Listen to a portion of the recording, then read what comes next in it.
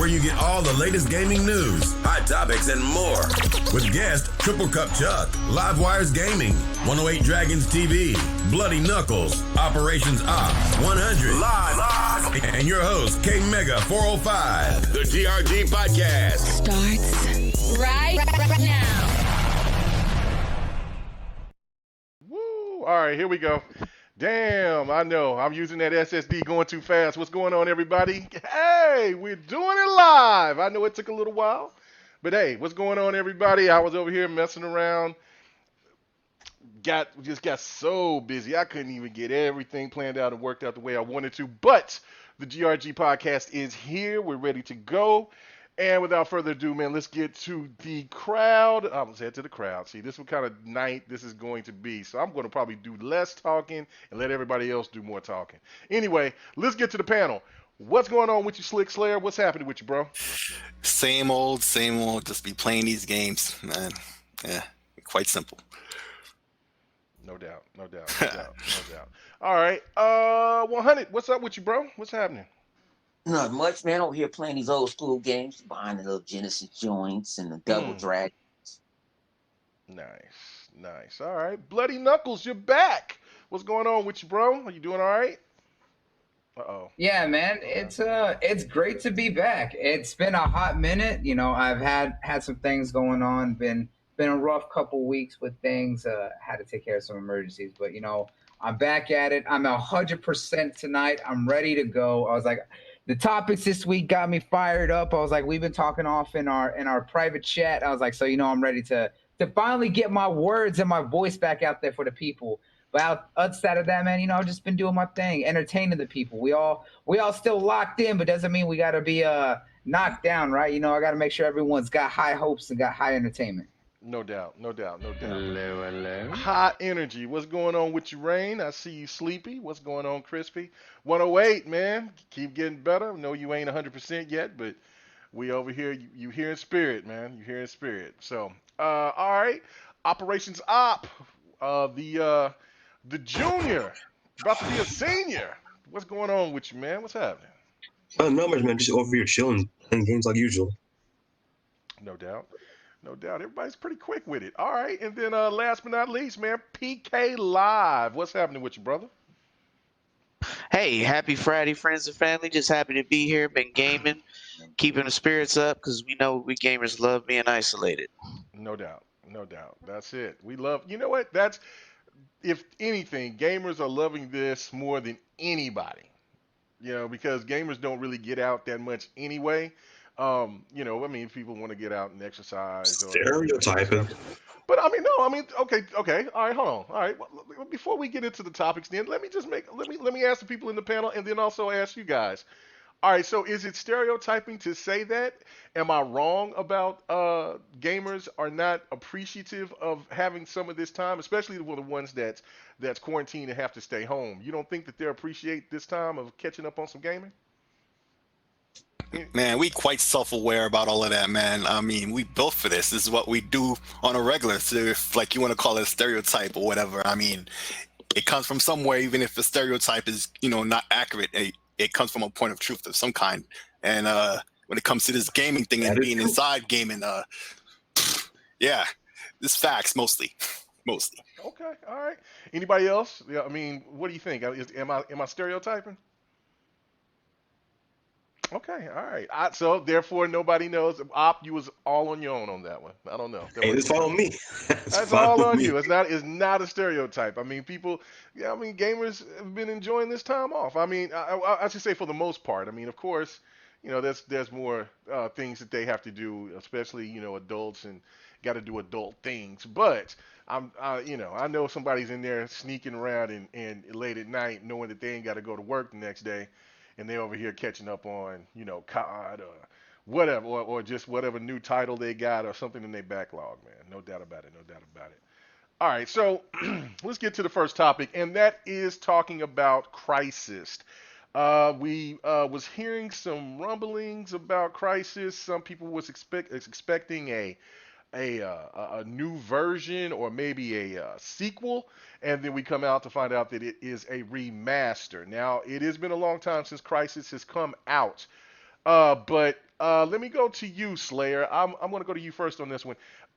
Is this something that you are excited about, or is this something that you think that is a little bit of a letdown? Uh, a little bit of column A, a little bit of column B. I'm excited for the game, no doubt, especially for this remake or remaster. More of a remaster, I think. And this is a game that's been, 13 years on, so since it's been released, and it's just been a bit of a legend in many circles. Some people call it, overglorified tech demo. They call it everything in between. And long story short, the game just it was a product of its time. With the hardware we had at the time when the game came out, a lot of people didn't have multi-core CPUs, if at all. It was all about the single core performance, and that's what the game was made for. And it didn't really work out, with the hardware that came almost immediately after release. And so, when people come up with those jokes about can your PC run Crysis, that was in the multi-core era. So, the processors individually, weren't faster than what we had at the point of release. And so now that they finally went back and optimized this game, we can see what it's really all about. It wasn't the best game ever, but that beginning half and up until the point, not to spoil anything on a game that's been out for 13 years, but at the point where you leave the mountain and everything is all iced over, at that point you could say it's a down point of the game where it's not really, the game you were playing in the beginning. But yeah, man, long time coming to have this game, really be able to perform the way it was meant to from the beginning. All right, no doubt, no doubt, no doubt. Okay. What about you, PK? Hey, so I think it would be awesome to see a remake of this or reimagining of this game in this current or future generation. I'm always looking forward to see any type of evolution of a game that was probably held back by technological limitations, right? So I'm always looking forward to that. So I think it'd be a great thing looking forward, and that's just how I look at pretty much any game with a reimagining or uh, with a new coat of paint to see how it performs on our current hardware or even future hardware. Okay, all right. Short and sweet. What about you, Op? What is your thoughts about the remaster? It's kind of what they expecting either that or like backwards compatibility. Because I'm not sure if they hit Xbox One for that yet. Like I really didn't overhype with the guy. I didn't really overhype myself with what they announced the subliminal message on Twitter earlier. There was to be something that major. I don't know why people are expecting like a studio acquisition or a developer acquisition from Microsoft. At that point, it seemed a little weird that the developers would say something on their Twitter account, but not the actual publisher, not publisher, but studio as a whole, whatever. But yeah, this really did fall in with my expectations. I'm not really excited or against it because I never played the original Crisis. I really don't care at this point, but maybe one day I'll give it a try, but I don't know. Other than that, there's man, didn't care for it. I really don't care for his news that much. Okay, all right. What about you, 100? What's your thoughts about it?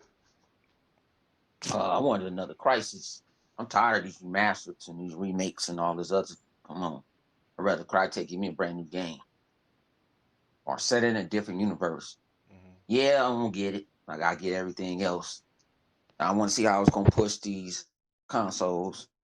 But it was breaking PCs for fun. It's still breaking some of these PCs because they ain't got what they claim that they got in their PC. But no, I mean, it is what it is. If you're gonna do something like that, I'm kind of like, I hope they do something like what Call of Duty did. You kind of change it. You're not telling the same. You're doing some type of rehashing of it. This don't just put a coat of paint and you're gonna try to sell it to me for $60. Nah. And like I'm tired of like Resident Evils. I'm tired of them. Like I want something new, and I guess it's a cash cow. I guess people buying them, or people. You know what it's good for? People that never played Crysis before. The what do you call them? they wasn't old enough how we were old enough, and we were playing Crysis. The young generation. Yeah, the young generation, the young Thundercats. It's probably good for them, or people like my son that never played Crysis. Like, man, he ain't played one. He played two. He liked two. That's his favorite. Is two. But it's just crazy. Like, it's cool. But I was jumping up for Jesus. No, it wasn't like it was. It was like, oh Lord, they bringing back Crysis and Remastered. Nah, it is what it is. And that's all I got to say about that. Cool. All right. What about you, Bloody? What's your thoughts about the Crysis? I think it's pretty cool. Like we talked about before, man. It's the fact of, you know, Crysis, when that came out, it was a technological marvel because of what they were able to achieve, because there was no computer, nothing that could run the original when it launched. We also got to think about when that came out, when that was. You think about technology, how it is nowadays, and how things are much better proportionately to be able to handle something like that. But still, to see how much Crytek with their engine and what they were able to push with the Crysis series was amazing. Even Crysis 2 and 3 on the 360 and the PS3 in that era still was pushing it, because even PCs back then were still having trouble even running those games. And you got to think about how pretty those were, and how much of a jump those were from where Crysis 1 was. Now I get where 100's coming from, saying that he hoping that this is more of a remake, like we kind of saw with the Resident Evil 2 and Resident Evil 3 remake, or more of a reboot, like a full-on reimagining that we kind of saw with the new Modern Warfare, which would be great because of the fact that not a lot of people got to play the original, and there's definitely a large group that didn't play. So why not bring it into a new era, bring it into a new generation, and all that kind of aspects by completely rebooting the entire series? You know, start fresh. I mean, if they wanted to just keep it as a remaster, I think that would be all right. But I kind of agree that they shouldn't do full $60 for it. Like, if it's simply just a remaster, just brand new coat of paint. Now, if they remake it, you know, keep it similar to the original, but, you know, just overhaul it, then that's fine. But if they're going to do a complete reboot, like we've seen with a few games, like especially like we look at the Modern Warfare, the new Modern Warfare, you look at that story, that's completely 100% different than what we saw back with Call of Duty 4 Modern Warfare. I was like, and that completely rebooted and is restarting the Modern Warfare franchise and giving whole new origins for a lot of characters that we knew from back then. So if they do that with this Crysis remaster, that'd be great. But they're right now, since they're calling it a remaster, I think they're just gonna brand new coat of paint on it, and it's gonna be what some people will remember. A lot of others not so much. But time will tell for the time being. All right, cool. As for me, I have Crysis on my PC, so I have all three of them on my PC, and I also have all three on the Xbox.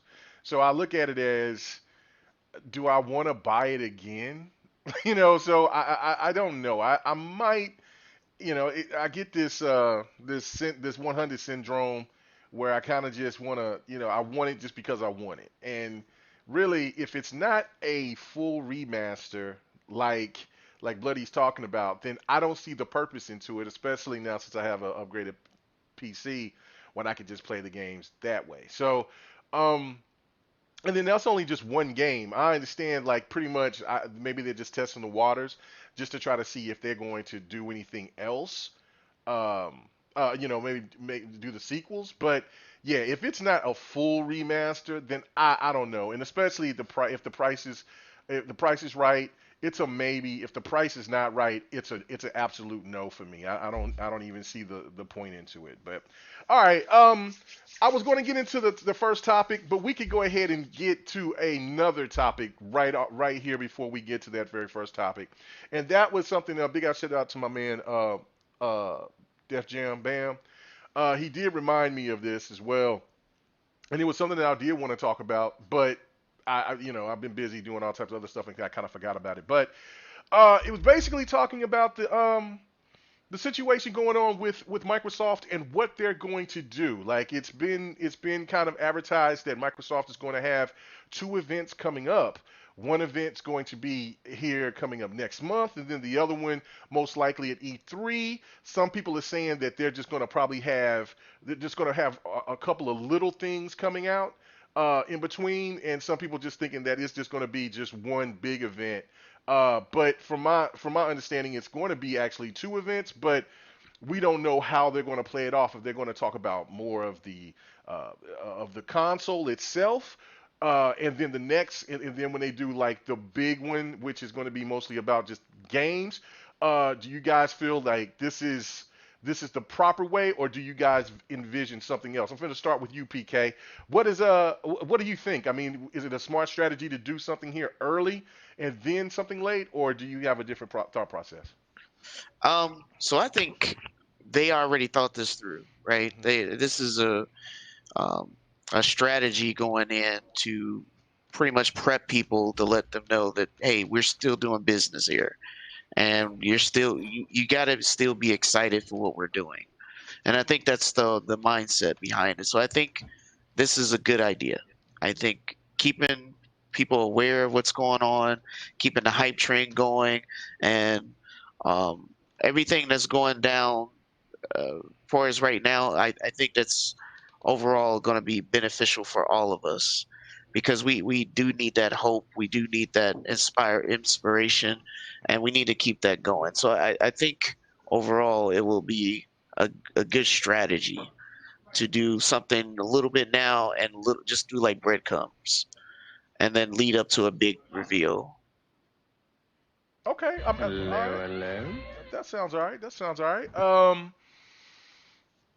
Okay, you got anything else you want to add to it? I mean, basically, if okay, so if they just give a little crumb, whatever, just more of the tech, or do you want them to kind of put the smaller games out with the tech and then blow everybody away with the amount of big games that they may have available? So yeah, so I think overall, small reveals would be the best. Like I said, breadcrumbs, and then lead up to the big reveals, like whatever the big triple A's are, whatever that looks like. Because you don't want to give that hand up front, right? You want to hold your aces until the final round when once your competition has pulled their cards. But you definitely want to have a lot of content, a lot that will kind of attract many different kind of gamers because we all might not be fans of the same kind of games, but we all do like gaming and appreciate it in different ways. So I definitely think I don't think doing a lot of indie stuff would be great in the beginning, but I do think promoting Game Pass and promoting the partnerships with the different companies is probably the better idea in my opinion because Game Pass is a service and a game's a service that provides for both PC and console. And I think that will be the best way to start off with the breadcrumbs because those games, like I think it was just announced what Streets of Rage 4 Hmm. day one on Game Pass, stuff like that. That's a huge thing, and it gives people looking forward to either subscribing or people who already subscribe what to look for these new games, and then that will get the hype train going for that. And then for the big reveals, because they already talked about tech, we already talked up and down the storm with that. Now we want to talk about games, and at the end of the day, that's what we want to get at. And I think, and just to end this, I think the biggest reveals are yet to come. I highly believe they're gonna hold it to their chest until they're ready to drop the bomb, and then everybody's mouths hit the flow. All right, cool, cool. All right, Jazzy Noop in the chat said, have a great show, GRG. He said Crytek might be on the doorstep of a big deal. Remember the rumors. Hey, absolutely. I think we're going to get into the rumorville here a little bit later, not only about just with Crytek and then with other things, but here a little bit later, we're going to kind of touch on all of these rumors. in a later topic. But yeah, no, I mean anything is possible right now. All types of stuff is going on behind the scenes. We just gotta wait and see what's going to happen. But all right, what about you, Bloody? Are you back from talking? Because we heard that whole conversation. He's not back yet. Okay. Wait, what's that? I said, were you back? Because we was hearing that whole conversation in the background. Oh, my bad. So, did you know what the topic was? Yeah, you were talking about the double events for supposedly being rumored. Yeah, no, I knew what was going on. Okay. I had the speakers on. I was listening. Okay. All right, cool. Yeah. No, but here's the thing, right? I was like, there's been rumors about all sorts of events that we've been hearing from Microsoft to things coming from Sony and everything right now. But if we're looking at Microsoft's events, it's interesting to think that there's the potential that it's going to be 2 events. I was like, there is definitely that possibility because we saw how they kind of treated the Xbox One X launch, and the way that they did that was the factor that the first half of that E3 presentation was focused on talking and showcasing the entirety of the One X and going into depth about it, and then after that, it was just game after game after game after game after game, steamrolling straight through. Now, I feel like if they want to really dedicate, especially when you're talking about a new generation and a new console launch, right? That you really want to be able to use a big presentation like what would have been E3 as a big showcase to definitely talk about the games. So I think the fact that they may be doing two events, one to talk about the console, it does have a bit of what's the word? It does have plausibility and being making sense for them to do it, especially since they didn't have GDC. They had the game stack, but they focus on other aspects of other things that they were doing with talking about the Xbox and other events that they were doing with that. You know what I'm saying? So because of that, I think that there is a possibility that we may see something in May talking about the console and really going in depth and doing a lot more of a showcase with it, really doing like a tech demo and really kind of showing off its full capabilities, because we talked about it, we've seen the breakdown of it, we've seen everything they've been saying about it, but we haven't really seen it in action. I mean, we saw a little bit of what they showed with like the Digital Foundry and the Austin in-depth breakdown of it when they first showcased the full breakdown of everything with their news article, right? So I think that it's good for them to do a showcase where they fully break it all down and everything such as that, and then have another showcase where they can basically say, hey, look, you already know that we have Halo Infinite coming out in the launch window, but guess what? We have already talked about all these other games coming out in that time frame early on, not all just bundling up, as Phil Spencer says, all on the launch day, which can cannibalize when you launch too many games. But if you have it spread out one a month or one every 2 months and basically just be able to kind of flesh out a long enough period, then that's even better, because then you have consistent drops over time and time and time. And I think that's what we're going to see if they do a second showcase afterwards talking about the games. But we still don't have official confirmation if this is anything real. So I would say take this with a grain of salt, because we've been hearing for weeks and really the past 2 months that, oh, there's going to be an event on this day, or there's going to be an event for this company on this day, or we're going to see something here in the next week. I'm just saying it's cool to hope as a possibility for what we're going to see, but don't put all your eggs in that belief that it's going to happen. All right. Okay. So, do you think? Do you think it's a good idea? Overall? Absolutely. Okay. I think okay, it is a good idea, because the fact that then they're not doing one show where they're cannibalizing too much of the time by basically putting. If they take a 2-hour show like we saw when they did the Xbox One X launch, they're not taking an hour or 45 minutes of that presentation focusing on the console, and then the other hour and a half having to rush through the games. No, they're doing a separate show to, one, go in depth on the console and really spotlight it by itself, and then the rest of it is all focused on the games. All right. Okay. Good point. All right, Op, your turn. What do you think, man? I mean, from what everybody else has said so far. It would be a good move to have two separate shows. I wouldn't be surprised if it is a thing. Either happen next month or in June. It's really up to them at this point because they're really that's what the whole T-Virus going on right now. Logistically, it won't be as hard as it is with as far as doing E3. So they don't have that going for them right now. So it'll be quote unquote easier for them to get two shows out at this point. But yeah, I think that'll be a smart thing going forward to have two shows, one dedicated for hardware, one for games at that point. Like Bloody said, you don't want to cannibalize your show.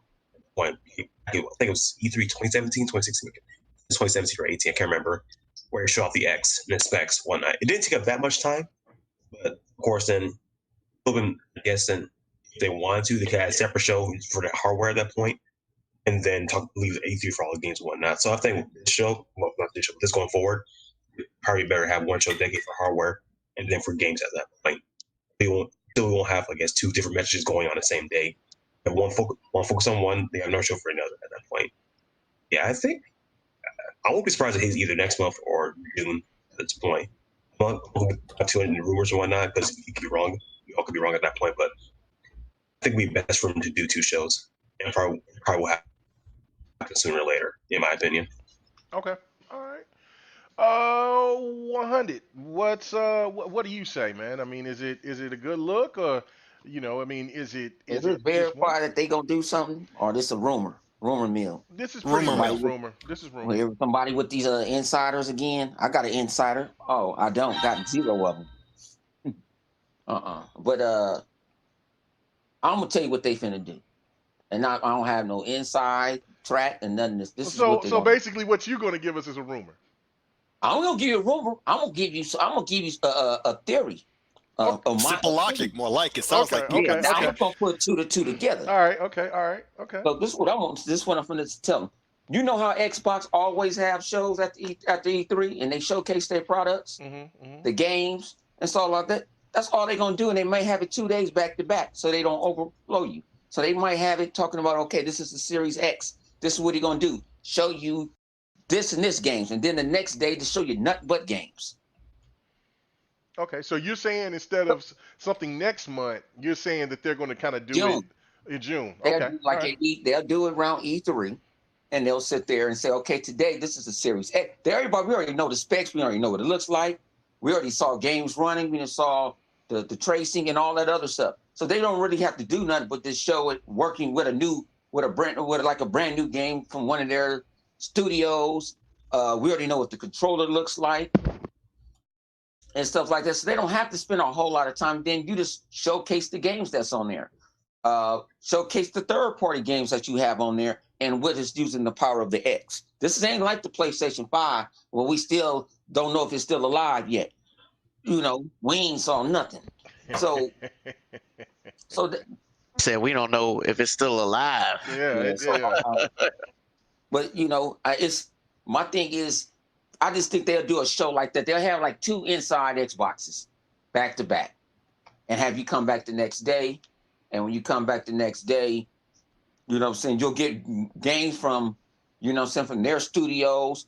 By then, you didn't have where you can do it now, especially with they got it with Zoom, or you can keep a couple of persons in the control room, where you can just go to this studio, you can go to that studio. They have a showcase, and you can go to your third parties and say why they like the Series X. Microsoft been doing some good. Microsoft, every time Sony make a move, Microsoft make another chess move and hit them over the head. So they brought out, we already know what our games that we have now, how it's going to run better on the Xbox Series X. We didn't have the examples already, so they don't have to show all them super examples.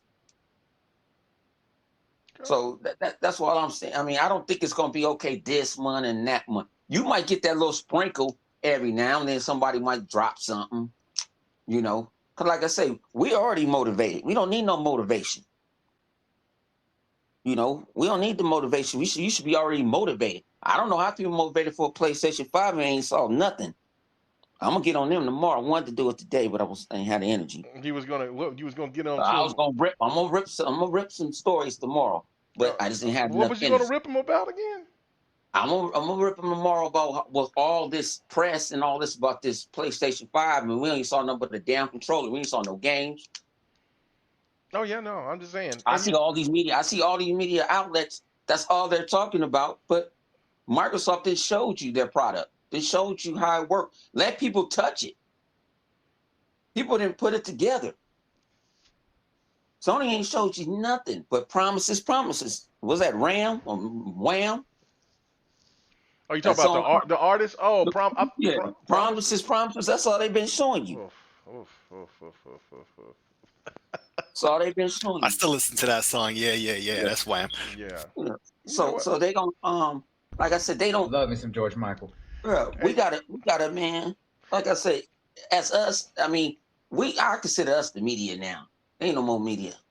We are the media, and we gotta get that word out there. Like, man, I'm hyped for it. I wish I can have it now.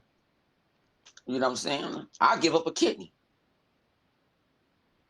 You give up a kidney, I'll give up a kidney. Give me an Xbox Series X right now. But bro. You sounding crazy as hell right now. hey, I'm All right, fired up that's a for it. little much, but we That's a know. little mean, much, it's but I okay. know, Listen, I know you Hey, bleed green, but hang on, bro, but it's okay. It's okay. We all know that a kidney is about $500 on the black market. So if you sell it, I mean, whoa. it's Wait, it, I it, didn't wait. it, even know that there was a price for a kidney Well, like how that. did you know that, Bloody? Yeah. What are you doing over there? I What watch are you it. doing I over watch there? enough Now you're over there medical on the shows. dark web over there. Nah, Boy. nah, I watch enough nah, medical shows. They've talked about that nah. from victims that are What, assaulted what, or like found tell me so Bloody I on can the missing go look it organs. up.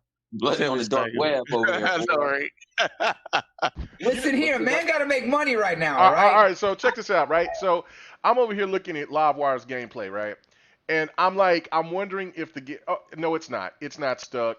It was just Livewire. Yeah, I can every time the Livewire give me gameplay, I have to check it out. I have to check it out because like he just had it on pause for like 5 minutes. Like I was like, is it froze?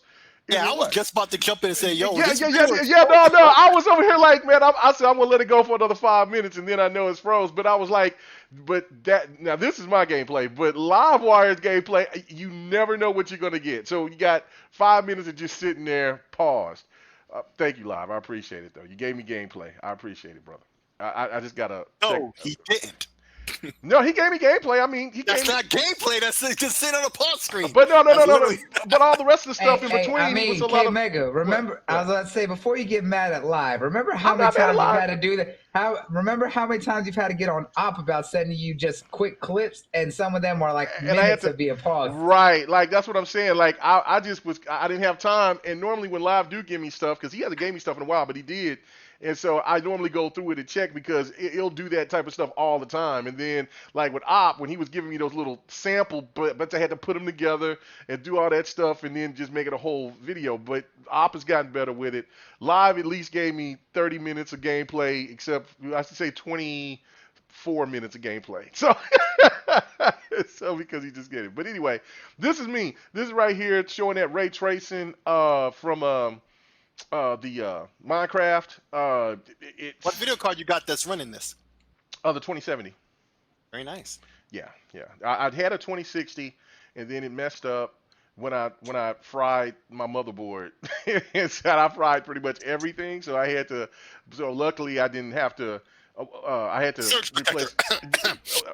I had a surge protector, but it was me tinkering with something that I wasn't supposed to, and next thing you know, the damn motherboard starts smoking. So at least I got all my stuff back and replaced for free, except for I just upgraded my Oh, GPU. nice, So nice. yeah. So it was because I had warranties on everything. So they asked me what happened. I said, man, I don't know, man. It just messed up on me, knowing it was my dumb ass doing something because I wasn't supposed to be doing. But anyway, but now this is what I was working with, and so yeah, it's legit. But anyway, um, sit.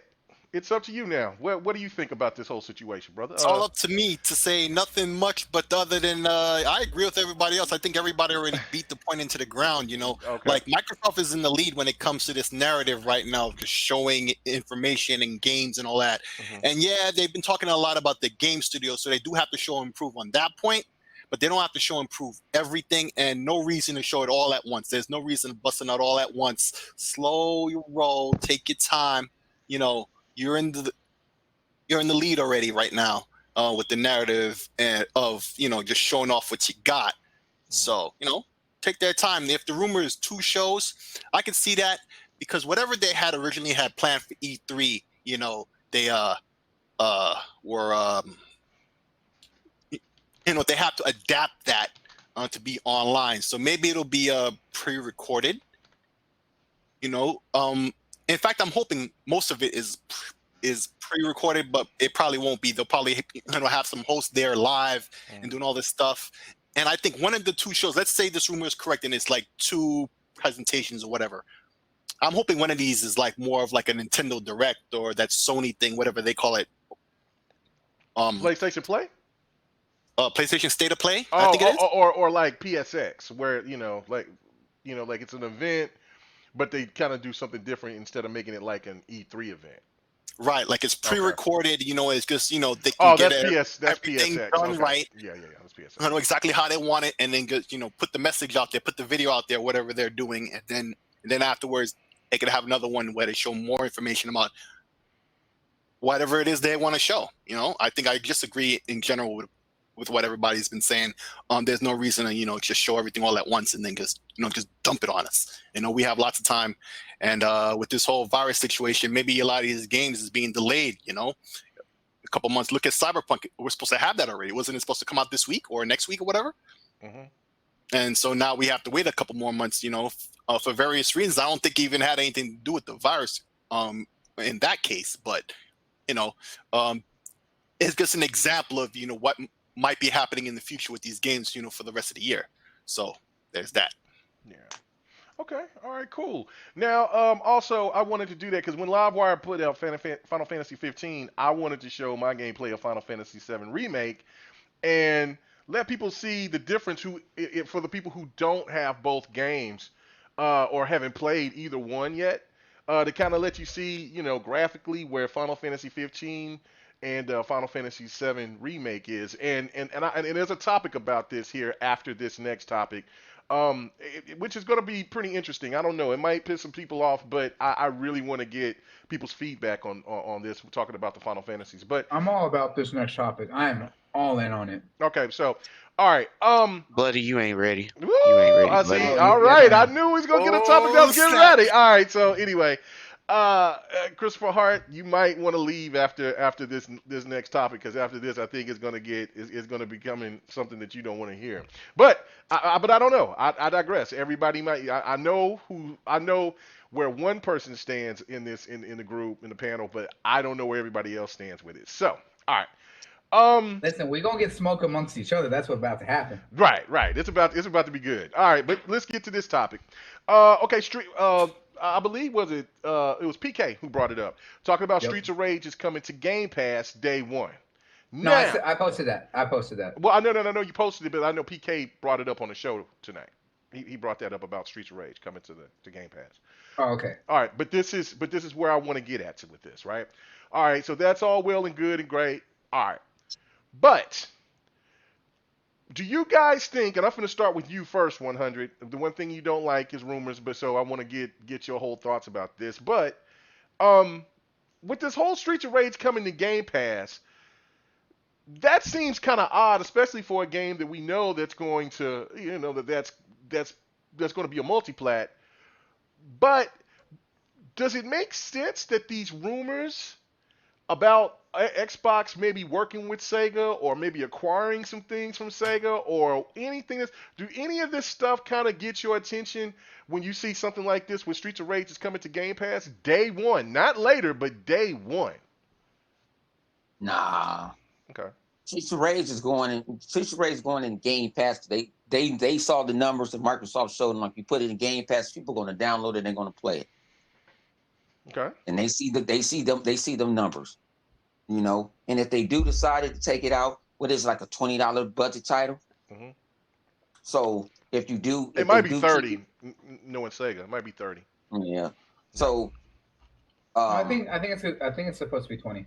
Oh, really? Okay. All right. Okay. Yeah. So then you can trump your competition, because your competition don't have it, and then that's going to bring you more subscription. Like, oh man, I ain't got Game Pass yet, man. And I'm gonna get game. We can play Streets of Rage, and we got all these other games. They just put out another. Was that something in the dark?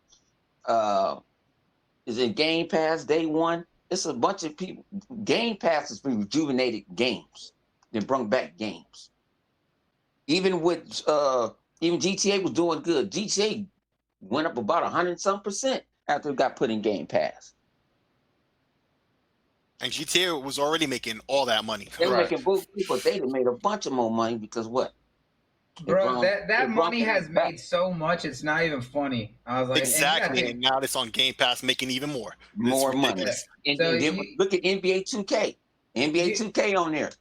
But here's the thing, right? You got to think about this with GTA 5 too, especially with the fact that how much its sales was boosted. It was always consistently for the past 7 years, always been a top selling game every month on the dot. It has never been outside of the top 10. And if it does, it's immediately back up there a week or two later. Mm-mm. Yeah. Like look what Microsoft even did with 2K. If you was an Ultimate subscriber, you gave us free VC, you gave us to my team.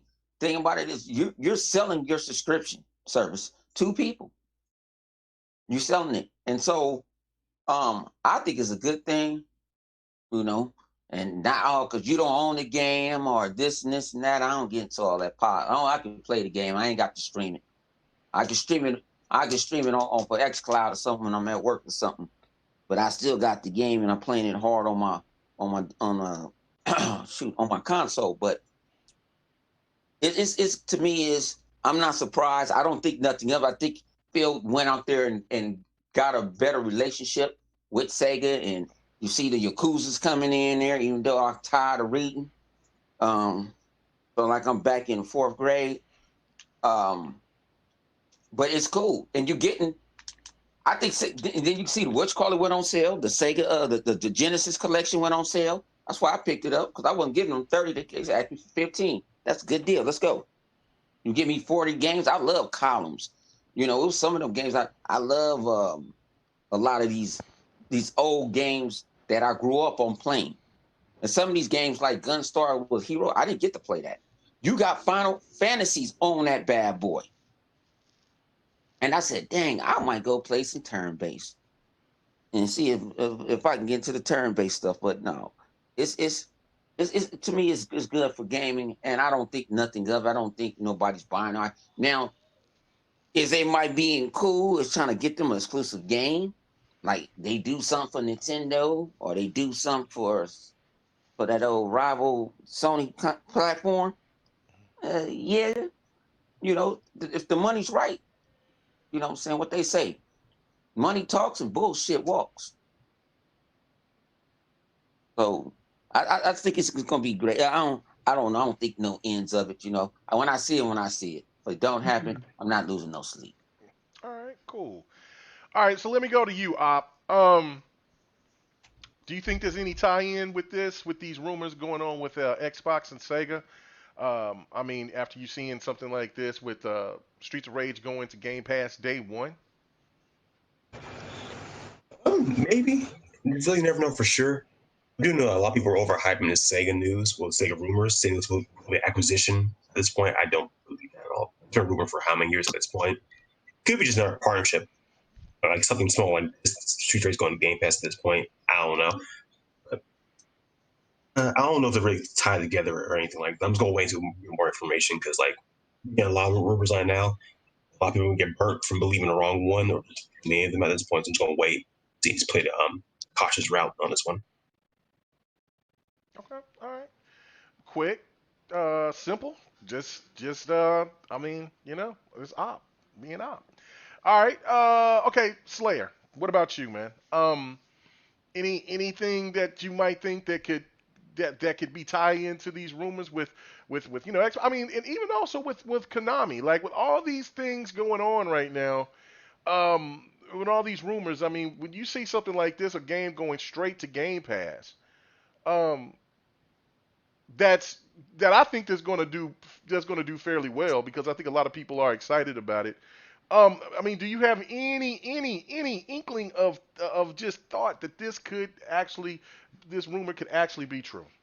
Well, you know, I don't know about the purchase of Sega. I don't think that's happening. But anytime these kind of wild rumors, pop off, there's usually like a surrounding like cloud of rumors and situations where you feel like it must be right because a lot of surrounding situations are right. You understand what I'm saying? Yeah. Like, and this Streets of Rage, being on Game Pass is just another example of that. Like Sega and Microsoft are at least working together, So a lot of those games that were de facto, exclusives on PlayStation, not because, they signed, a contract or whatever with Sony or whatever. They just weren't, considering the Xbox for whatever reason. They didn't see the purpose in Japan, even though they're making most of their sales outside of Japan, which never made any business sense to me. I know, but most of these Japanese developers seem to be like that. Phil Spencer took, he took that trip out there to Japan. He talked to some folks, opened their eyes and, made them see that, hey, we can make this money off of Game Pass. We can make this money on this platform. And this platform isn't just Xbox. It's also the PC. And I was saying in the chat earlier to Sleepy Goblin, I've been saying the following for over 20 years, and you could ask One Away Dragons on this. Okay, Sega has a multitude of arcade games, like so many. I put in a link to system16.com. You can look at all the arcade games they have. Model 2, Model 3, Naomi. They have so many. They can just re-release on emulators or whatever they have on the Xbox, and fun remasters, not remasters, remakes, of new games or just new IPs. Sega, I don't know what their financial situation is. It's up and down, especially particularly now with the pandemic. They're not making that arcade money, which is a big chunk of their bread and butter. So this is another way to make this money to to fund new ideas, new concepts, new games, whatever they're doing. And so I think it's like peanut butter and jelly. Microsoft and Sega working together, and and they both making money. They both doing some things. So I'm thinking at very least, Sega and Microsoft were working together. I think that's real. But as Microsoft buying Sega, I don't see that as a Japanese company and being purchased by an American company. The Japanese. You know what? I've been hearing that a lot, right? We've been hearing that for the last couple of years, about like how hard it is to buy a Japanese company. But why is it that these rumors about Xbox going to acquire a Japanese studio isn't swept under the rug when people are thinking looking at that? A studio is easy because you got Xbox Japan. Right. So what I was told is if Sega wanted to, it's going to have to be in two different ways. Microsoft will buy Sega of America, and then they'll use Xbox Japan to buy the other half of it for that to work. But then you got to put somebody already in charge for Xbox Japan, but it's going to be a subsidiary under Microsoft. Okay. So it has to run like its own. It has to run like its own identity. Just like you got Sony Japan, and then you got Sony of America. So Sony could not just get bought out just right now. Nintendo can go buy it, or Sony can go buy Nintendo with no problem. Right. But from my understanding, if a company is has like a studio or a business in Japan, then they're able to purchase another Japanese. Yeah, but see, a studio is different because you're going to use Xbox Japan to buy that studio. Mm-hmm. That's what they're going to use, Xbox Japan. Microsoft, it's not like Phil goes in there. Phil probably cut the check, but and that person still reports to Phil underneath.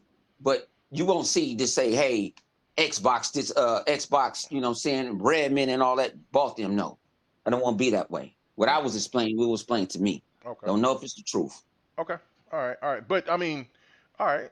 Okay. So, Slick, go ahead and finish what you was gonna say. Yeah. I kind of lost my train of thought there. That happens to me often, doesn't it? Whenever I'm interrupted.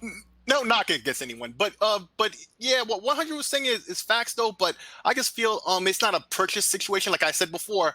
I feel like this is more of just they're just working together. It benefits the both of them, and there's no reason for Microsoft to purchase Sega. It's just not going to work out long term for them to purchase them because, like I said, Why wouldn't?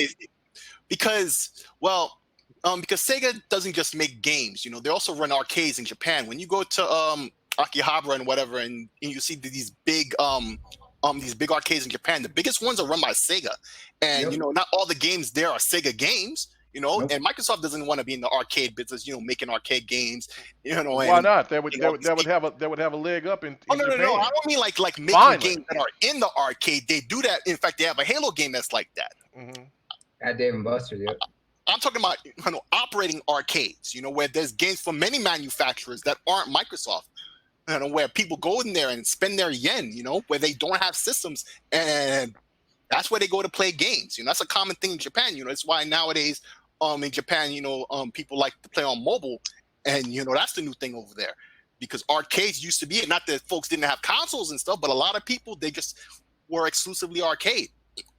And so I don't feel like Microsoft wants to be in there. Now, iDizzy is talking about a lot about the origins of Sega, and they're owned by Sammy and their own Atlas.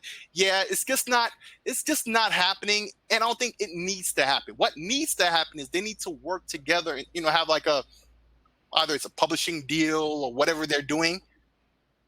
That's all they need to get what they want out of the situation, instead of having to buy out the company outright, because Microsoft has a bad history of buying a company outright and then just not working out in the long term. But in the short term, would you say that about Rare now? Would I say that about Rare? Yeah. Hey, finally, it took 20 years before that wasn't true anymore, man. It's different. It took like 20 years before it wasn't true. Yeah, but who's in charge now? Who was in power at the yeah, time? Who was in power at the time? Yeah, you gotta go who was in power at the time, and that was their fault for not using Rare. Right. Well, yes, I agree fully. If Phil Spencer was there, 20 years ago when they first bought Red, that would be. Well, he was there. He's been there. Yeah, he's been there, but he ain't had. He wasn't making the decisions. People like to blame stuff on Phil, but Phil ain't have no power. You seeing Phil Masterpiece going on right now? Phil Masterpiece word. I remember that he was just a dev back in the day. I was like, he's been a computer programmer for Microsoft Studios. And then he was the head of Microsoft Studios before, and basically doing what was it? Shannon Loftus was doing before he ended up taking over. Right after Johnny You have to remember who was in charge of Xbox at the time when they first purchased Rare. Jay Allard and them. And nobody needs to question what they did for Xbox. Okay, you speak those names in the same way you speak of Phil Spencer, because that's what they did. But at the same time, when it came to Rare, they didn't really do that much with Rare until recent years. Now you see, it's finally beginning to pay off. So when I say 20 years, I mean, it took a while. It finally happened, but I'm just going to keep the facts. Maybe, it's things to say, or they offer you to hear that. But it took a long time before Rare, that purchase, finally made bank. So by your logic, Ninja Theory's not going to do well. Obsidian's not going to do. You're just saying the history of Xbox. That's the history of Rare with Xbox. I'm not saying Ninja Theory. No. Your point, Slayer, was this. You said that their history, Microsoft's history of purchasing studios hasn't gone well with them. Companies in general. I should say companies. They got Obsidian now. They got Playground. Well, that's a studio, but they got Obsidian. They got Ninja Theory. I mean, they just picked up. That's a studio too, but that's Compulsion. And I can't think of the Psychonauts. I mean, they're pretty much their own entity. Double Fine. Yeah, they're independent. So I mean, you could just look at them as an independent company. So you're telling me that? I mean, that's why I got to question you on this, because I mean, is it about? I mean, you're still looking at the past, kind of like how a lot of other people are looking at the past of how the just generation is with Xbox, et cetera, and not looking at the future of it. So you're saying that if Xbox picked up Sega, it would be a big mistake. I think so, yeah, but they don't need to, is more what I'm really trying to say. They don't need to purchase Sega outright to get what they want out of Sega, They don't need to. And they can still get everything they want from the situation. And it seems more like that's what's happening. it's not a purchase. Because if it was a purchase, we'd hear a lot more rumors, or the surrounding situation, like I was saying at the beginning, would be more akin or whatever to the situation at hand. We would know more about it. Would feel more like it. We've been hearing more rumors for the last 2 years about Xbox. We've been and hearing Sega. years, for Yeah, many for the years, last and it still hasn't 2 happened. years. So I'm Well, not saying it with won't a happen big either. company like So that, don't- it's not going to be overnight. You know what I'm saying? Yeah, So I mean, you see how exactly. long it took for the studios to get acquired. So I don't know. Right. I'm not saying. You know, I mean, I'm taking your word for how you say it. It's your opinion. I'm just saying. Right. I Yeah, just don't want yeah. folks to come and say, "Oh, that Sega will never be purchased by Microsoft." I'm not saying anything like that. Hmm. I'm just saying they don't need to. Okay. But but at the same time, to be completely honest, and this is something that was in the back of my mind this whole time we've been having this conversation, Hmm. of all the Japanese studios that are out there, if anyone was going to be purchased by Microsoft, it would be Sega. That's the most likely of all of them. Okay, and maybe Team Ninja, but that would have been back in the days when Itagaki was in charge, and he's All been right. gone from there. If that happened way No, back when he was there, I there's believe another that, there's another suspect that's more likely to happen. And I've Itagaki, been saying, he might start opening new I've been studios. saying for a while is that it would be White House Studios, because you got to remember Swery 65's relationship with Microsoft, as well as the games that he's made, as well as the fact that he's very close personal friends with Tim Schafer. If Tim Schafer, a man who was a completely independent developer in a company who never wanted to be owned, was willing to sign to Microsoft with what they're offering, don't you think that he would want to tell one of his closest Japanese developer friends who's been completely independent, whose new game is also going to be dropping day and date in Game Pass, that no one was talking about and that he had never mentioned until he was asked about it? And he's like, yeah, it's going to be dropping day and date. Wouldn't that give more semblance than anything else? Oh no. Like I say, it's not impossible. Like I say, once again, they don't need to. Not that it won't ever. So I don't want anybody saying, if this happens, that Six said that they'd never be purchased by Microsoft. I'm not saying that. In fact, they're the most likely to be purchased. Okay. All right. If anything, but if anything, right. If anything, I mean, it's all speculation. It's fun. It's to all talk speculation about. rumors to begin with. That's right. Right. All right. Let me go to PK on this. What is It's your? about time. Hey man. Hey. You know what I'm saying? But what's your thoughts, man? So let's just be real. Sega has been working closely with Microsoft since the beginning of the Xbox period. Right? They helped them create their controllers, how they transition into the console business, and help them with games throughout the years.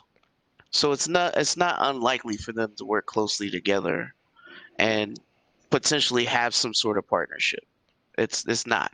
As far as Microsoft purchasing, they can. How much did Microsoft as a company buy LinkedIn? $52 billion. $52 billion. They purchased LinkedIn. Then they turn around and bought GitHub, right? So how much is Sony worth as a company as a whole? They're worth $77 billion. Only $20 billion more than LinkedIn as a whole. And Sega isn't worth what, 9 or 10 billion? It's not like they can't do that if they wanted to. Me personally, I think that they definitely is working together on some project to either work together to license some things or get. So the thing is, you have to think about is Streets of Rage 4 is a big up to come out on Game Pass, though it's not being published by Sega. It's being licensed through another company. And this company worked on many games, but it is still a Sega IP. We do know that. The thing is, you want to look at the relationship Microsoft always had with Sega, and they had a very close relationship with Sega throughout the years. And looking at just 2020, how we got PSO2 launching on Xbox in America before PlayStation. before PC. We have Yakuza 0 launching on Game Pass on day one. We have Streets of Rage 4 launching on Game Pass on day one. We're getting all kinds of things going on, uh, in particular with these services. And this is a big company. Sega is a big company. Like everyone says, they run the Pachinko machines. They do a lot of things in the Japanese arcade. But in Sega of America, they're not really doing anything. So when you think about that, um, the division of Sega in America and Sega Japan were completely different. They're pretty much almost two separate companies. Kind of like how Sony's music division and their movie division are completely different. Even though their parent company is Sony Entertainment, but they really don't know what each other is doing. And they just recently talked about consolidating. Oh, what happened? Uh-oh. What happened? You guys there? Everybody there? Y'all hear me? Uh-oh. What just happened? Oh, hold on. IPs, but Oh, okay. I didn't hear. I was over here. It just went completely blank there for a minute. I was like, what just happened? All right. Go ahead. I'm sorry.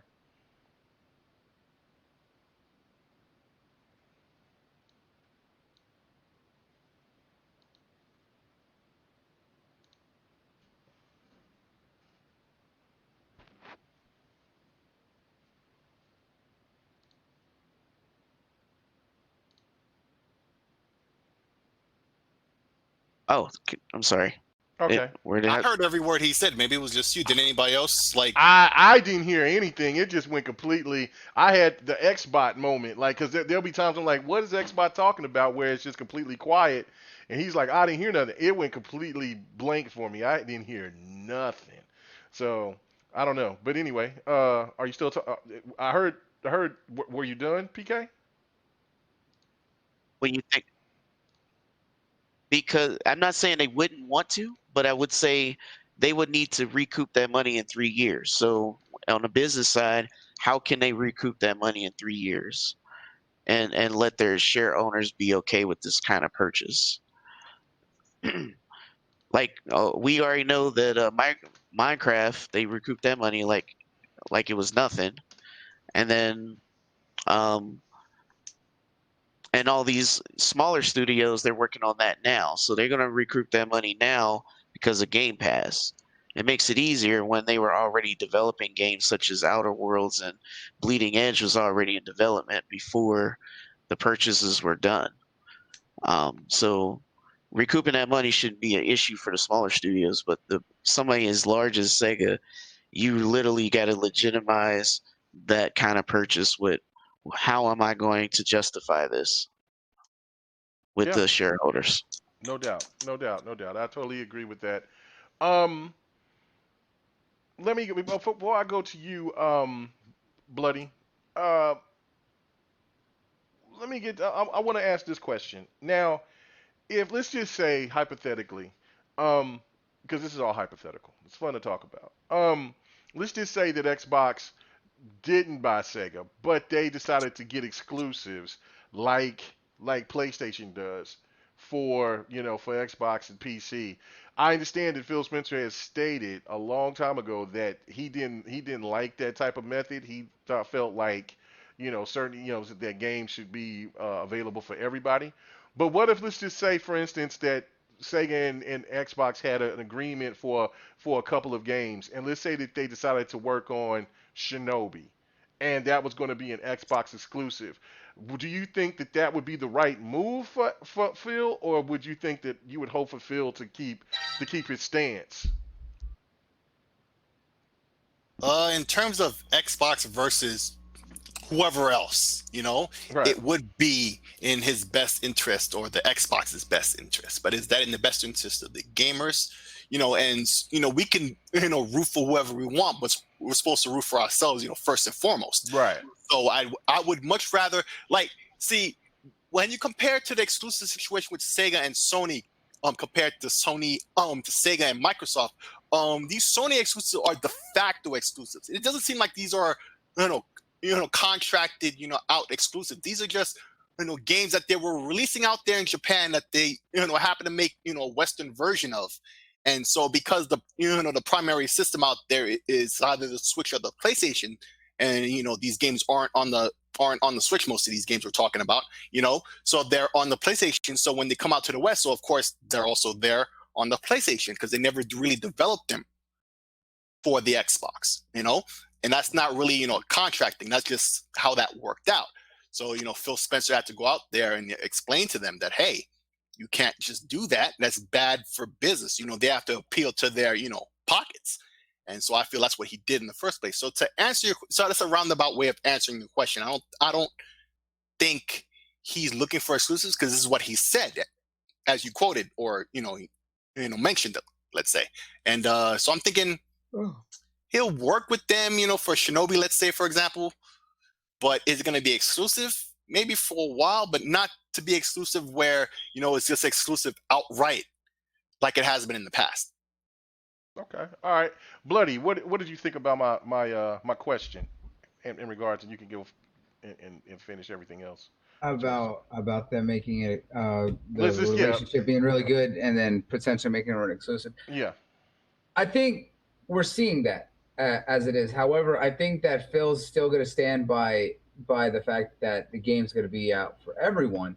However, it is going to be exclusive for a while. The one thing that he's shown that unless Sega says, hey, we want to make a full exclusive only for y'all, then for the most part, anything that they're launching is going to be on both consoles. Because remember, and I mentioned this a year ago, and people still need to remember this, is that a year ago that Sega committed and stated openly that they want to be full dedicated to being a multi-plat studio, as a multi-plat publisher, because everyone talks about all their exclusives that were only on Sony. The reason that it was only on Sony, there was no deal for those games to be exclusive.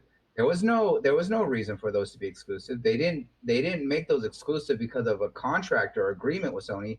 That's just because of the fact that those games were only on Sony, because some of them were on PlayStation for years, and others were just the fact of, hey, where they're getting those games from. We look at Judgment, right? The spinoff to the Yakuza franchise being PS4 exclusive.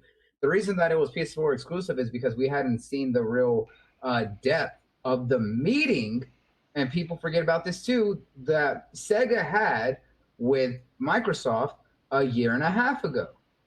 Because remember, they had the execs go and visit Redmond and really spend an entire weekend there meeting with Phil and the team, and we didn't know what was going on there because a year ago there was the talks of all this. I think that everything that they had talked about a year ago is now starting to come out. We're starting to see all those because we see like Phantasy Star, we see Yakuza, we see more of their games coming out, even classic games that never came over. We saw Valkyria Revolution, we got Valkyria Chronicles, things like that. We're starting to see the growth of that real relationship. I think that if they continue to see something with it, then yeah, they'll probably offer to make an exclusive game. However, if it's an already existing IP or anything like that, I don't think that they're going to make it like full on exclusive. They may either do it in Game Pass, like we're seeing with Streets of Rage 4, which is a big remake to a classic franchise and a continuation of that series being brought out day and date in Game Pass. Or they may do like what they're doing with Phantasy Star Online 2 right now, which guess what? It's first launching on Xbox, also going to be on the Xbox Microsoft Store for PC, and going to be exclusive to the ecosystem for a while before going and being fully cross-platform, cross-play all the way around. That is what's going to do. Okay. All And right. those two games are perfect fits for that, because these two games were already on PC and Vita. In fact, in the case of Phantasy Star, they're just about to kill off the Vita version of Phantasy Star, because remember, this game is 8 years old, and Streets of Rage was already multi-plat from the get-go. So it's easy to take those games and do that in comparison to the Yakuza games. Not that it was hard to port these games over or whatever, but perfect But you example. So see, you start slow, exactly. And now with the Yakuza games, especially being those, look at the fact of just how big the support that has been out for Yakuza. It has been one of the top downloaded games on Game Pass. Game Pass themselves have been very active about promoting it. Phil Spencer and the team on Inside Xbox were very big about promoting it. Even RGG Studios and the Sega media accounts have been very big about promoting it being on Xbox. And we're seeing how much love there is for the game. And we said this, and I have been clamoring for that game for over a year and a half, and said that that would be one of the first games I would like to see, because guess what? I said it fits the type of games that would be very popular on the Xbox, being a modern day beat 'em up. Yes, people will complain about the reading like 100, and that's fair. I was like, not everyone likes reading subtitles and stuff like that. Even in English games, I put on subtitles. I was like, but the thing is, that's something that I've just always personally done. But when you get past that, when you get down to the core gameplay, it is simple, modern day 3D beat 'em ups, and that's what people enjoy. Okay. All right. I see Livewire is in here. Did you want to touch on this before we get to the next topic? All right. Cool. All right. So let's get to the next topic, which is kind of like the segue to Yeah. Hello. yeah. Okay, there we go. Oh, okay. Oh wait, did everyone get to talk about the No, whole no, you can Sega go ahead. acquisition? That's just Sega stuff. Okay. All right. So yeah. No, I think everybody. Yeah, I touched because I Op I PK. don't think Yeah. I said my piece on the Sega acquisition, but I doubt it's going to happen. I just see it's going to be Okay. more of an in-depth partnership than anything. Like everyone says, and I think PK and I know Six said it, is that Sega has been very, very good business partners with Microsoft and Xbox from the jump, from the transition from the Dreamcast, and a lot of the games from the Dreamcast era that transitioned directly onto the Xbox and things from there. I think that a lot of the big Sega fans from back in the day Mm. either went to Xbox. I think that they've just always had a good relationship, so them just continuing being good partners would work a lot, instead of them just like outright acquiring them. Like PK mentioned, is that they own hundreds of arcades across Tokyo, and that's a much different style and business, and definitely not something that I would see Microsoft really wanting to expand into, or anything like that. But again, that's also a different subsect of Sega themselves. So remember, when you do acquisitions, it's always parts depending on what you're trying to go for. So them as a publisher, possibly, but I think that it's more beneficial as just a very in-depth partnership than an ownership. So all right. Cool. Now there's a comment that I see from ABA Cab 72. Um, I don't know what all the conversation was, but I listen. I don't. You know what I'm saying? I don't know where the conversation was going, but the point of where, you know what I'm saying, why would Japan support a platform with the majority of anti-JRPG gamers slash racists? I, look, man, that I don't Yeah, he just articulated his Uh, whole point right there. Whatever point could I have don't been. know funny as where that hell. conversation went. I don't. I really don't. I'm not going to jump on you for that. But we have to get out of this logic because you have certain YouTubers and certain people that get on social media. Oh no, not to cut you off, but let's make this clear. That's not logical. That's But just wow. but yeah, you just did cut me off though. All right, so but no, you're right. You're right. It's not logical. I mean, this is the thing. I I don't. It's a very small group of people that I understand when people want to try to compare sales and things like that. Listen, let's not bullshit here. You go Yeah. over to Xbox. Our segue is going to talk about this, and that's why I Hmm. say, about this whole Final Fantasy situation that's going on. But you go over there on the PlayStation, those games ain't selling like barn burners either. At one point in time, they talk about Quantum Break and Sunset Overdrive 2 sold 2 point some million. Rise, that's a failure. but then they all praise Persona selling 2.5 million, and that's the great thing. See, the logic of some of these people are very ignorant. They don't make any sense. You want all these games to succeed, but I guarantee you, there are plenty of Xbox gamers out there that wants to play JRPGs. They want to play RPGs. They want to play fighters. They want to play all types of games. If they didn't, then they wouldn't be bitching and complaining like they have been for this generation because of the lack of thereof JRPGs, RPGs this generation. So And I've definitely been the most like adamant about bitching and being one of those people speaking for the Xbox camp.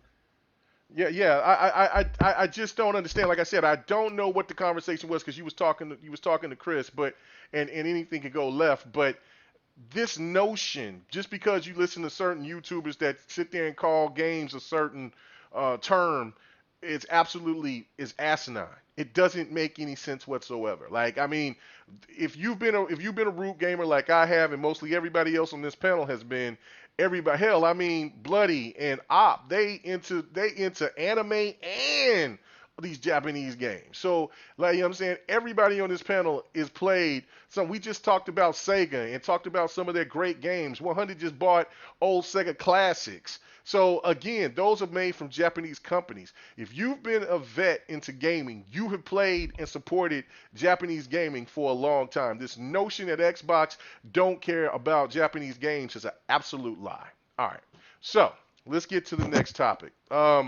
which is this right here, and I'll start with you first, Live. Final Fantasy 15, Final Fantasy 7. Hello. Now, I totally understand. I totally can get one reason why Final Fantasy 7 hasn't made the numbers that it is projected because of the fact, and I'm not trying to make it about the numbers game. I'm talking about in the sense of these exclusives, and holding games, and like PlayStation making these exclusive deals for, you know what I'm saying, when people looked at the rise of the Tomb Raider, they jumped all over Microsoft about it, and they said that the sales is what hurt the game with that 1 year exclusive deal. Final Fantasy VII, from a Japanese report, only sold 730,000 copies. Granted, we understand that there's a situation going on as the pandemic. We understand we could put that right. That also, people over here, you know, not spending like they want to. So that's a factor. But Final Fantasy 15, which was hated by a lot of Final Fantasy fans, sold 5 million in a day. Now, that game was a multi-plat. Day one came on Xbox, PlayStation, PC. Well, no, it came to PC later, but it came on Xbox, PlayStation, day one. Mm-hmm. Final Fantasy 7 is only on PlayStation and is only done 730 copies right now. Is this one of those things? I mean, would you think that they would have benefited if Final Fantasy 7 came out? It came out on both consoles. Than what it's looking like right now. I mean, yeah. I mean, sure. Anything's possible. It should be better. How much better? It's hard to say, man. Again, because Final Fantasy VII is very And this is a two PlayStation-centric. and this is a two-part question too, because there's another point that I want to talk about between Final Fantasy 7 and the Final Fantasy 7 remake. But go ahead, finish. Yeah, but what I'm saying is, Final Fantasy VII is very much a PlayStation-centric type game. Not to say that people on Xbox don't like it or don't appreciate what it is. It's just that, when you're talking about Final Fantasy VII, most of those people are PlayStation dudes, you know. Now, I'm not one of them because I ain't never played Final Fantasy VII. Just wasn't something I was interested in. Just wasn't. But, it's held in high regard for those that like, JRPGs and played a lot of those games. Kind of have them in the same title, hear the same titles as far as Final Fantasy VII, Chrono Trigger. Uh, I forget what Legend of Zelda or Zelda game was falls in line with one of those. But you know, Ocarina of Time, maybe. yeah, whatever. I don't play Zelda either, man. I'm just not a fan of those type of games. I mean, I have Zelda the new one, but I think I only beat like 8 or 9 uh shrines or whatever. I didn't get that far in that game. It's cool, but again, it ain't my thing like that. Um, but I mean, look, you're gonna have people that that aren't gonna get the game because Final Fantasy 15 came out. I'm talking about new people, not people that are diehards. Diehards are gonna get it regardless. But somebody like me, Final Fantasy 7 looks great. But I got Final Fantasy 15, and it pretty much looked the same, except for one is open world and one's not.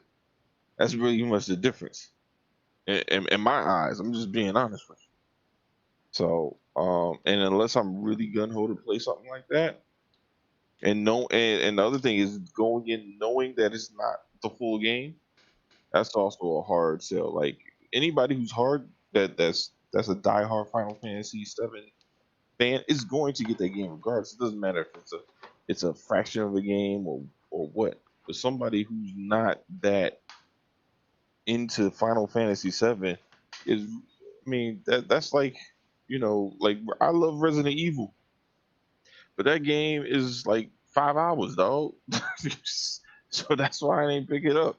It, I hear some people like it. I hear other people don't like it, but I know it's 5 hours, and for $60, it's a hard sell for me. And I'm diehard. I buy damn near everything, but for this, I will wait. You know what I mean? And that's how I kind of feel about Final Fantasy VII. I know they say is, no, we got some side missions and all this, and you got a deeper dive into the story. But I'm gonna be 100% honest with you. I don't give a fuck about none of that shit because I'm playing Final Fantasy 15 still.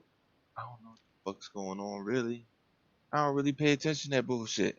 I just play it to go through. I mean, I'm playing Kingdom Hearts, another JRPG type game. I don't know what the fuck Mickey Mouse is over here having a call. I don't know what the fuck going on. I'm just playing that bitch and getting through it, seeing what's going on. That's it. I'm not putting my mind too far into it. So like if they come out with Kingdom Hearts 4 and it's just like 3, I'm probably not gonna play that shit. I'm just being honest with All right. you. You know what I mean? So it is what it is. Okay. All right. Cool. Let me go to this is the first part of the question. The second part I'll ask everybody else after we get through the first one. All right, I'm gonna go. I'm gonna go to Op on this one. Um, did this hurt did it hurt it overall because it's not hitting the same type of numbers? Understandable. We know that there's a pandemic, and I know that people's money is funny, so that's one reason. But overall, it still hasn't hit Final Fantasy 15 numbers when it was a multi-plat right off the bat. Do you think that this hurts? Does it hurt it? Well, I believe like any type of, I guess, IP that's usually multiplayer that's made exclusive for the next installment Hmm. will always hurt their sales. At the end of the day, this is a given at this point. Like, as a Tomb Raider, it was exclusive to Xbox because Microsoft funded it. Hmm. It's good that they did it, but like at the same time, because it was on other platforms, it did hurt the sales, and people lost interest once it came to their platform later on. So that's always a reality when you have exclusive IPs going to one platform. But these two, it's really hard to compare these two different games because like context situation surrounding them is very different one to the other. Like Final Fantasy 15 had like a generation or so of hype behind it at that point. Well, not give it take a couple of years at that point because people were just like that, just to build up, the slow build up over the years. People were expecting the game to wait for it to come out, and they finally get it years later. And yes, like from what I've heard, like a lot of people in the fans community didn't like it. I'm not really sure. I don't really follow them that well, but just like the hype and build surrounding Final Fantasy 15 compared to Final Fantasy 7, not necessarily the same at that point. Plus, on top of like you said, 15 was a multiplayer, 7 is not at this point. It's really hard to like say whether these two things are, you can really compare these two different situations because there's different, very different contexts surrounding at this point. Final Fantasy 7, we know that it was announced a couple of years ago. We're in the release stage. It was like a little slow build up to it, but like the hype 7, which is not necessarily the same or for 15 as well. I don't like so. Yes, exclusive does hurt the sales in the long run, but I don't think we should compare to 15 at this point because one's multiplayer, one isn't. I do know the pandemic's going on right now, but like so far, game sales haven't been hurt by the pandemic as far as I can tell. Someone correct me if I'm wrong at this point, but what I've seen so far, I don't think really the pandemic's really hurt sales as far as we can see right now. So I'm not necessarily. I'm not sure if we could really say it was that's the fault at this point. More so to be exclusive. That's really how I feel. Okay. All right. All right. Okay. Good point. Okay. So what about you, PK? My first point. What do you think about this? I mean, does it hurt it? And one thing that Op did also say is that people kind of lost interest with the Rise of the Tomb Raider as well because it was an exclusive for a year on Xbox. Do you think that the same thing could potentially happen to Final Fantasy VII Remake, uh, going to the Xbox next year? So I think it's a combination of things. Okay. One, I think it depends on the game. Hmm. Because if we look back, Titanfall 1 crossed 10 million sales and it was just on the Xbox platform. Right. But when Titanfall 2 came out and it launched on all the platforms, it sold poorly. Yep. Yeah, and arguably the better game, and still. Oh yeah, on Xbox, right? Well, we can say the first one arguably is the better game. No, I'm But talking about. Oh, never mind. Well, yeah. The multiplayer was far better on the first one than it was the second one. But yeah, but the but story was generally- on the second one though. But generally, what I'm getting at is it depends on the game, right? Nier came out on PS4 first, then it launched on Xbox 2018. And as of last month, it's sold about 5 million copies. So maybe it would have done a lot better. I mean, it's still great for that kind of game. But it depends on the game, right? So when we look at Tomb Raider, the people who going to buy Tomb Raider are going to buy Tomb Raider. The people that were complaining it's not on PlayStation wasn't going to buy it in the first place. They were going to go to their Uncharted and be okay. They weren't going to buy Tomb Raider in the first place, so they were just complaining to complain. Final Fantasy VII is in a different boat. Now, yes, 15 is doing well because it's on PC, PS4, and Xbox, and being multi-platform, yes, it will sell better if FF7 launched simultaneous. I believe yes, though we are under different conditions, right? We had shortages. I mean, it took me for a whole week to get mine, and I bought it physical, and it took me a whole week to get mine. It was a shortage. So due to those kind of situations, I think it's kind of complicated because of the conditions we're under right now. But generally, I say yes, it does hurt the sales initially because it did not launch multi-plat because everyone's interested and excited for this type of game that want to buy this game. I'm not going to say everyone, like I understand Livewire is not interested, but the people who are interested in JRPGs, such as myself, are super excited. I was super excited to hear Kingdom Hearts 3 was coming to Xbox. Hmm. And when it launched, it was the best-selling Kingdom Hearts 3 or Kingdom Hearts game ever. And just now we have the first two on Xbox, which has been doing well and selling well. We got the whole series because they we have the whole series now. Yeah. So as a gamer, yes, you have people interested on both sides of the aisle who are eager to want to touch this title. Will it lose interest? I highly doubt it. The reason why this is different from a Tomb Raider situation is because, for one, this is a saga being sold. It's not just one game. The hype train is not going to end because they still got more pieces of the saga to sell and to bring out. So this hype train is going to keep going. Now, I don't know how long it's going to take for them to complete this, but hopefully not too long. I think the reason why they chose the Unreal Engine is so they can speed up production because it's easier to use than their own. Hell yeah. Their own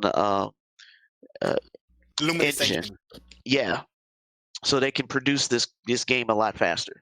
But that's another topic. But what I think is yes, it does hurt in a sense where if you think about looking at Nier Automata, which sold about 5 million copies to date, Mm-hmm.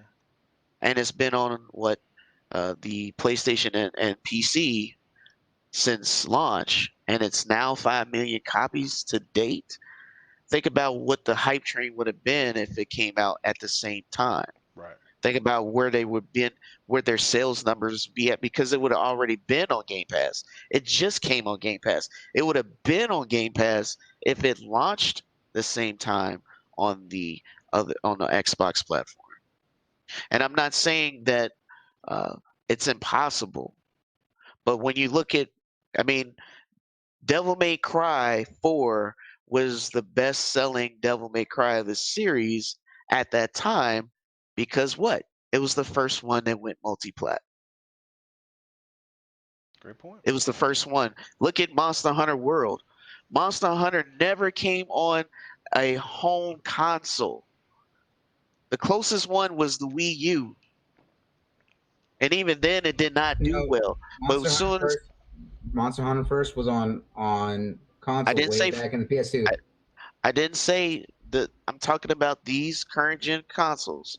There was nothing like Monster Hunter World. And I've been playing Monster Hunter a long time, but there was nothing like it. And because they decided to make that move, it is the greatest selling Monster Hunter of its time. And it came out, except for the PC, of course. PC had to wait a year. But Sony and Microsoft got theirs versions, and it sold more than they anticipated. They wasn't even ready for that. They didn't even expect it to do that well. Monster Hunter World sold on PC a couple months later. I think it was like, because I think it launched in January, so it went on in August on PC.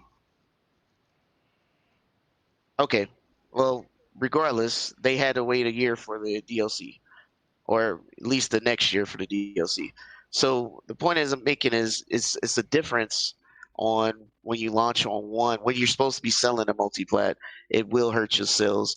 But I don't think particularly that it's going to hurt Final Fantasy VII as like it did Tomb Raider, because again, I'm saying that I feel like the people who did not buy Tomb Raider wasn't going to buy Tomb Raider in the beginning on the PlayStation platform, right? Because they were already going to buy Uncharted and be done with it. The reason why Tomb Raider did so well on Xbox because it came on Game Pass. I got hooked on it because of Game Pass. If it wasn't for Game Pass, I wouldn't even bother with the reboot. But I love the reboot because I got to try it out on the game free trials and all that, and then I just had to buy them after that. So yes, I think at the end of the day, it depends on the game.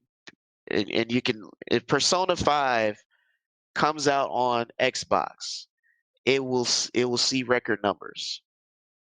Facts. You think so? Yes. Facts. Because that's why I keep saying it depends on the game. Because Persona 5 is, man, we talk too bad about that game. Nah, I ain't gonna say it. We talk too bad about that game. Nah.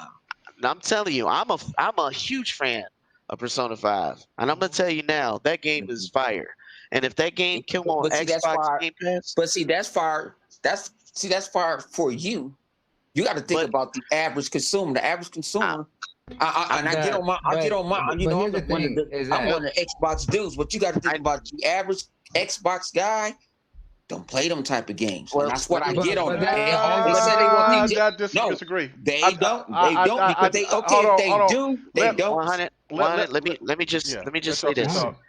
Let me just say this. Hold on. Wait, let me talk. I'm speaking for the people who are like me, who also game on Xbox and PC. Right? Those people are a legion. They have clubs on Xbox just for Persona. There's no Persona on Xbox, but they're clubs. Dude, they're Pokemon clubs on Xbox. Come on, bro. You might not be in that circle.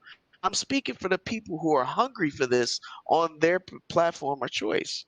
They want it. They will get it. They will eat it up and spit it out. Trust me. you Sega owns Persona, right? When PSO does a Persona crossover, they're all over it. You might not play PSO, but I'm telling you now, they sit there and cosplay just to do it on the game. They're not even farming. They do dress ups. Yep. That's all they do. They love that stuff. Yeah, And they're if, trying to put if, the signal out there that they want this on Xbox. You know, they're trying if it everything they can. if it came on Xbox, it will sell like crazy. Okay. And that's why I say it depends on the game. And I think Final Fantasy is in a good shape and is in a good position. As far as the other ones, Titanfall did well. Titanfall 1 did way better than expected on Xbox by itself. And when the sequel came out, it did horrible. Okay. All right, 100. Give your rebuttal, because I know you wanted to get, and then I'll go to you next, Bloody. Mm. Make your point, 100. Man, I'll put it this way. I get on my own community all the time. They said they want these Japanese games, right? A lot of people I know don't play them type of games. I got more Japanese games than they got. Some of these games I'm getting introduced because I'm broadening my horizons. I'm at least give it a try. You know, people wanted Lost Odyssey. How many people on your friend list playing Lost Odyssey? Who playing Blue Dragon?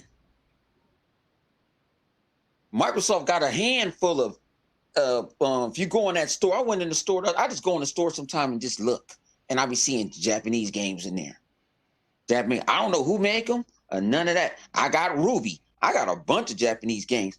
But I'm gonna put this way, for what I have saw, and I've been looking for a while. These people don't. They say what they want because someone telling them what they want, and they just riding the bandwagon. You guys love the JRPG. One reason Final Fantasy hasn't did what it did because it changed the format. People wanted that turn-based. That's what they learned. They wanted that classic turn-based calling the spell, even though I heard you can still do it and everything. That's what they wanted. And when they went to the free roaming like Final Fantasy 15, I love Final Fantasy 15. I love the hell out of it. I don't like the ending because it's not like an ending I never saw before, but I played through it. And I said I can play a JRPG that way. I don't like turn-based. Mega like turn-bases. PK, you might like turn-bases and all that. I don't got time for turn. I don't got time. You hit me once and hit me twice. But then somebody gave me a horizon. It's like, when you do turn-based, it's kind of like playing chess. So I said, all right, you kind of bringing my horizons up, but I still don't like it though. That's the only reason, because because Final Fantasy VII was a cult following, and they wanted just a coat of paint on it, and they wanted what they wanted. When they start letting all these reviewers and all these people that ain't probably even played 7, the OG one, and they said they didn't like it, everybody, see, that's what the world is. If somebody got some type of credentials and they said they didn't like it, so a bunch of group of people are going to say, they're going to like it. Until they get in their hands. It's a bunch of games. It's a bunch of movies I didn't saw that if I listened to Rotten Tomatoes or something, I probably would have never watched it. I said, let me go watch it on my own. Let me go find out what I like and what I dislike. I own a bunch of fighting games. Everybody don't like fighting games. But do they sell? Like, SNK just put out a collection. I just don't feel like giving them $40 for it. But I love SNK. I buy all the AC. Was that ACA or ACD? Whatever. I buy all the bad boys. So, like I said, the people that I know, some of them I know personally, some of them I see from afar, they're not playing these games. I see you, PK, playing them games. I see you playing Yu-Gi-Oh! I see Bloody playing Tales of Vesperia and all that other stuff. But how many of you guys are really out there? That's why I want to see. And that's why I tell them, you guys go out there and you go purchase it. A lot of people are going to run to Nier Automata. Nier Automata? What it's called? Yeah, Automata. They're running that because it's on Game Pass. If it wasn't on Game Pass, that's why you're seeing a lot of people going, because it's on Game Pass. Oh, let me go and download it and let me get it a try. See, that's what Game Pass is going to do. At least people want to at least give it a try. But how many games that you got in your backlog that you like, I can wait? And I'm that way with Lost Odyssey. The story was good, but it took me an hour just to beat the first boss. Yeah, because it didn't hold your hand. Yeah. Yeah. I said, oh, whoa. I had to go run down, beat up some little smaller bosses so I could build up my levels so I could fight this big old bird. But then I sit there and like, you know what? Megan want to go play some Killer Instinct. Let's go play some Killer Instinct. Oh man, listen to you. See?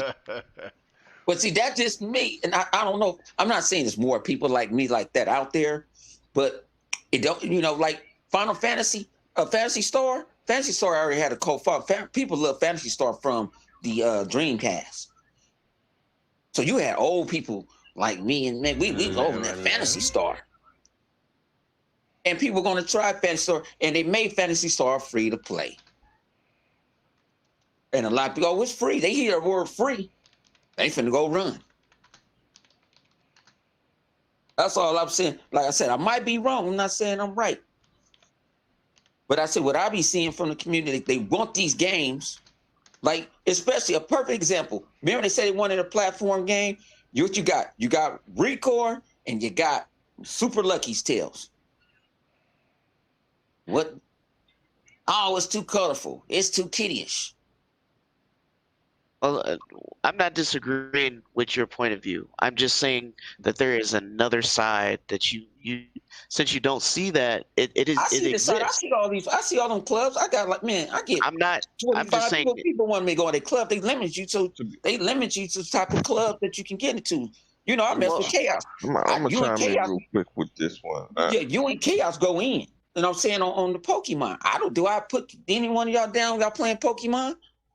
But that's y'all thing. I was hyped. Like, man, Pokemon, man, you got to get them decks together. And I'll say this. This generation, more than any other, the community has kind of dictated what is hyped and pushed and what kind of falters and flounders. Kind of how it goes. I mean, shit. Look at a game like not even some of the bigger PlayStation games. Look at a game like State of Decay 2, a game that had its issues, but the community was a die-hard community. These motherfuckers on there still living. I don't remember old girl's name, so but she be on there. State of Decay. What game you talking about on PlayStation? State of Decay 2. Not on PlayStation. I was just saying. Oh. No, I said I'm not going to. I said not talking about a game on PlayStation, but with State of Decay 2, that community is strong as hell. People clown it and say, "Oh, it's had this issue and that issue," but motherfuckers still on that shit, bro. That shit got on updates. People went back to that shit, like that. Those that fell off for a second came back. Like there is a community there, right? The devs do their their podcast. I think it's weekly, if I'm not mistaken. And there's a strong community there, and games that have a community like that will thrive. Those that don't will falter. That's just it. I mean, as much as I don't care about Bloodborne, there's motherfuckers that have played that shit inside, outside, sideways, upside down. They didn't play the shit out of that game. And that's because of the fact that has a very big love from the Dark Souls. They basically all they play is Bloodborne. They have a strong community. You get cats that play Bloodborne, played Dark Souls, beat it one time, said, not for me, back to Bloodborne. Bro, it's just, it's all about the community nowadays. Now, you have, now can the community flounder a game? Sure. Like you had Death Stranding. Remember all them people talking all that? Oh, Death Stranding is going to be this, Death Stranding is going to be that. We saw what the fuck that game was. Womp womp. We saw what it was, and yet and still people promote it. And think about it, for a game that was that mediocre, and let's be honest, that shit mediocre as fuck. It still sold a lot because the community pushed it until they couldn't push it. Yeah. No. Yeah, there was something that posted out right now that they might be cutting. Kojima, that just came out yesterday that they might be cutting Kojima's funding because. No, but what I'm saying, nigga, we know it sold like 2-3 million. it's nowhere near what the budget for that game was supposed to be. Mm-hmm. Now, if it had an Ori budget, then they cool. But they had some super duper. They thought Kojima was the next. He was gonna come in or walk on water type shit, and motherfucker, like basically everybody who was playing that game was like, "Yo, this shit is great." He was over here selling shit cakes, giving people shit, and telling them they was freaking cupcakes and shit. It was like, oh, and everybody who was a diehard Kojima fan was just eating them shit. It's like, damn, I know this shit tastes like shit, but this is the best shit I ever tasted. You know? And then people walking by like, what the fuck is that smell? Nah, this is greatness, dog. This is greatness. Like, nah, that smells like shit to me, dog. It smells like real nasty. Ooh, that's nasty shit. But like, nah, dog, this is greatness. Nah, shut your mouth. You got shit breath right now. That's basically they was selling bullshit, right?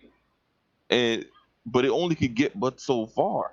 But with the PlayStation community as big as it is, they got to about 3 million just selling bullshit, dog. Like for real. So it's the community that sells a lot of these games nowadays, especially with social media. They can fake the funk. They get on there and they be like, "Oh my god, delivery package is so amazing, dog! Like you saw me, I tumbled up. It was funny, yo. Let's do it again." Like, but that's what it is now, man. The only difference is the Xbox community. Like we have people that are die hard in specific games, but the community as a whole, we don't just push any and everything. Like you got PlayStation dudes that was out here pushing Octodad. Like, yo, fuck what Xbox got. We gonna play Octodad. Like, word Octodad? Yo, it's on PlayStation. That shit amazing. You get to be an Octodad and a dad. What? Like, yo, they was bugging out here. All right. So, okay, cool. What? Let me go to Bloody. Go ahead, Bloody. Okay, I'm not gonna lie. That live went so left with that entire conversation. I forgot what the main topic was. Okay, it was the first. It was the first point, which was about did the sales hurt? Okay, see that's where I thought we were on Final Fantasy, but that went on a whole nother point. I'm just like, wait, where were we again? Right. So goddamn. Yeah. All right. Live, I'm gonna need you to I'm just telling the truth, though. Bro, you were there at first, and then you went somewhere else, and I'm just like, okay, why are we talking about indies now? I was like, wait, where was the topic? The kettle. I swear to God. I know. I was just like, wait, where are we going? No, so yeah, it was back to Final Fantasy, right? That's where it all started. I'm kind of in the point of where PTK kind of brought up with, and everyone else, is that this game being exclusive absolutely did hurt. While there has been nothing but raves for a remake of Final Fantasy VII since the PS3 days, because remember they originally used it during the PS3 as a tech demo. And eventually later said that they were going to make it, and it's been years in the making for this remake. There was nothing but hype around it because of the fact that 7 has such a big cult following and around that one specific game in this franchise. But I think as time went on, people were still hyped on it just because of the fact that, like, oh my God, 7 is being remade. This is what we want. We want to see it from nowadays, right? But the fact is, when people started seeing more of it, I don't think people were really excited for what it was going to be, right? Because of the fact that not everyone was wanting to relive 7 in that action RPG style, because people remember, like, modern day RPG or Final Fantasy fans, especially from in the JRPG, have been really coming around since 10 during the PS2 era, and a lot of the modern versions of Final Fantasy from 10, 12, 13 especially, and now 15. And we saw how big 15 sold as a multi-plat, but 15 really changed everything because a lot of people really liked the story. It was a Final Fantasy that some older fans really loved. but a lot of newer Final Fantasy fans who've never played a Final Fantasy came to absolutely love. And it fit that action RPG style that we've seen transitioning within Final Fantasy since 10. 10 was the last real big turn-based, but it slowly started adding aspects that slowly started transitioning into a full action RPG, like always moving style combat that we saw kind of start taking place from the transition of the turn-based to the BTB system in 12, and then the full active time battle system in 13, to going full action RPG as we saw in 15. Now they did add the classic mode for people to have that kind of style of being able to do a bit turn-based, but it's really not going to be the traditional aspect. So I think that it had a lot more hype than it did support. And I think with the fact that it's exclusive, that it does hurt, especially with the fact that now Final Fantasy has gone to the point of being so heavily multi-platted and being so open on other platforms. And I do think that what Live originally said did have a bit of point with the fact that it does have a big support on the Sony camp because of the fact that Final Fantasy VII came back originally on the PlayStation 1, and remember, was one of the very big ones, and the first Final Fantasy and one of the early games that kind of started pushing 3D models. So I think a lot of it is the nostalgia factor for that game. But we do have it here on the Xbox camp as well, since they started releasing all the old Final Fantasy games. But I think it was still one of those cases of that there was more hype around the game than there was technically support. While there was definitely a lot of people who went out to support it, I don't think that it had a lot more hype just because of the nostalgia factor. That's where I was waiting for somebody to make that point right there. Before you finish, I want to say this as well. We understand this game, Final Fantasy, has only been out for what, about 2 weeks now? Yeah. I think it's only been about a week or so. I think it came out last week. week. Yeah, okay. Yeah, it came out. It came in a week or so. And this is in comparison for it to catch up with its predecessor. The predecessor sold 11 million copies, 11 million plus. And the fact of it was, it did come on PlayStation first. It was PlayStation 1, the hot ticket, but it also went to PC, Xbox, and everywhere else. So go ahead, continue. Yeah, and I think that's the kind of aspect on where this is going to hurt this game. Now, don't get me wrong, Final Fantasy VII absolutely is one of the biggest aspects and one of the biggest names out there for a lot of people, and I think that it'll definitely start to grow. However, one of the big things that was said that really made a lot of sense, and I don't know who said, is that the people who are going to support this game and were hyped for this game already bought it. Some are going to wait a little bit for it to go on sale, and then the rest of it are just going to talk about it but not going to actually support it. Because I know that they made the reference to those who complained about it, Shadow of the, or Rise of the Tomb Raider being on Xbox, having the first one having been multi-plat from the 360 era, and then having been in the PS3, and then having been remade with the definitive edition on Xbox One and PS4, and then waiting for Rise of the Tomb Raider and all that. That a lot of people were upset about that, but the people who complained were not going to be the people who waited the full year and supported it. Now, we have seen that there are people who are willing to wait that. I was like, I mean, some of us were willing to wait, or some of us have double dipped. I was like, hey, Mega, you've triple dipped, I believe, on Nier Automata. You've double dipped on Persona.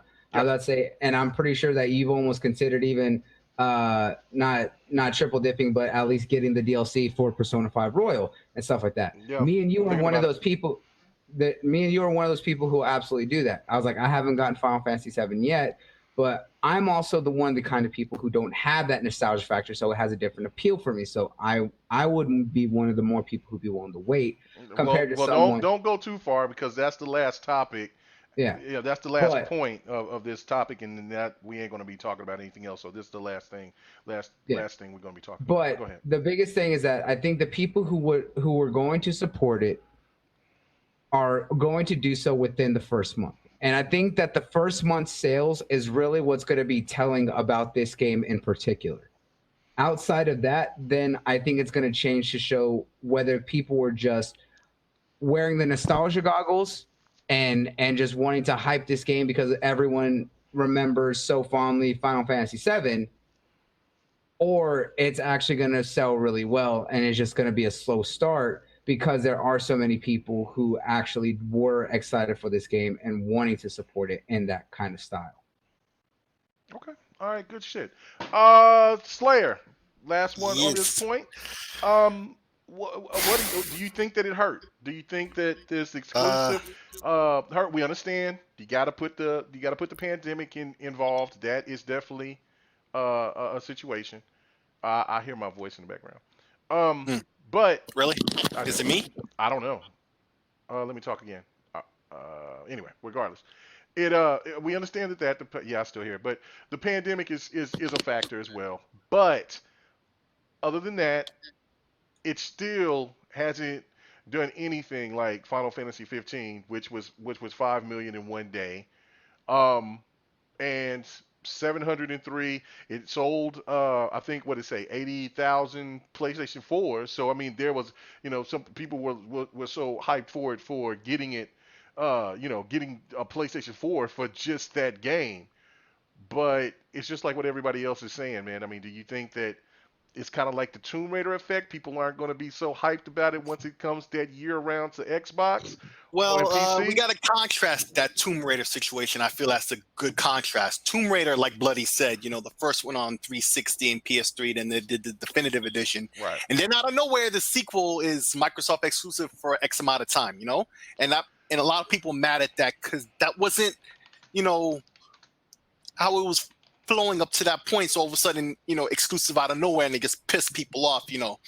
Um, okay, so let me just put down a couple of things, let's just establish a couple of key points before I go into what I want to say. Like, for example, when you have these exclusives, okay, to make a game exclusive to a platform, it has to be worth it to make it exclusive versus putting it on all the viable platforms, you want to put the game on. So you look at Call of Duty, that's never going to be exclusive to anyone's system. The only thing they could do is give, exclusive DLC for a month or modes or whatever, because it's too big of a juggernaut for Sony or Microsoft or whoever to pay to make the game exclusive to their platform, because it's not going to make up all the profits if it was not exclusive, if it was just on every platform that it's viable for, So when you look at Final Fantasy, you don't even have to put the pandemic into the situation here. You really don't, to make the point. That's just the icing on the cake. Because when you look at, this game, it's not a complete game No. in terms of the story. Thank you. It's not a complete game. That's Well, number one. hold on. Well, you're leaking over into the next point I'm trying to get. So just Okay. keep it about the scale. But I got what you're saying. But Right. okay. So there's also, it's exclusive to one platform for about a year or so, it seemed, because the way they're wording it, it's definitely going to be on other platforms, the Xbox and PC eventually. Mhm. But for now, for this year, it's on PlayStation. And countless other factors that I could bring into it, but I don't need to bring the pandemic into it. I really don't, to make the point that all these things happened. So when you look at the game, it pisses off a lot of people, like it did with Tomb Raider, where they're like, what?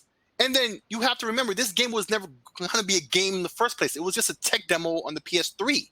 Okay, Bloody brought that up. It was just a tech demo, and people looked at it and were like, oh, that looks dope. I want that as a game. And they had to, cry and plead for years. Like the first year they showed off the tech demo, I think at E3 or whatever, right? The next year it wasn't at E3, and folks were asking, yo, what happened to Final Fantasy? They were like, no, it's just a tech demo. We're not working on this game. It was just a tech demo to show off, the Luminous engine, I think, at the time, right? So it was a good point, that PK brought up how it's on the Unreal Engine, just to get the game out there, because after a while they did say, okay, we're gonna make the game because everybody's asking. Because it's Final Fantasy VII. We already know the pedigree. We don't need to get into the details of that. We already know. So eventually they were dragged kicking and screaming into making the game, and what they do, they couldn't even use their own engine, although that engine had its own other problems. So they used the Unreal Engine to get that out there. So long story short, to say that like there's a lot of factors that hurt the game. I don't even need to put the pandemic in the conversation just to make that point. But once you do introduce that point, then it's just like, I didn't know that the sales were that low until this became a point of conversation, to discuss on the podcast tonight.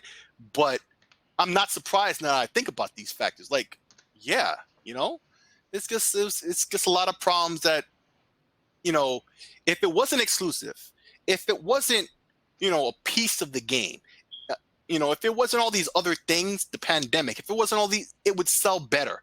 But every game, before you even start developing the game, you have to sit there and you have to plan, you have to design the game. Sometimes that takes multiple years. You have to sit back and think, who's going to buy the game?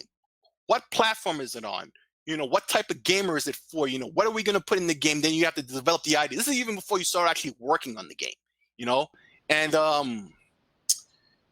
Final Fantasy 13, I remember, when they first announced that, and it was exclusive to the PlayStation, because, Final Fantasy, ever since they left Nintendo, and they went to PlayStation, and it was exclusive on PlayStation, we just expected that. But then came that one E3 of 2007, I think it was, the best gaming year ever up until some other year, most recently, where lots of games came out in 2007, where all of a sudden at that E3, then, as soon as you saw the dude from Square, you already knew what was up. That Final Fantasy was going to be on the Xbox. And that, killed that exclusivity right then and there. And that's what everybody expected from that point on.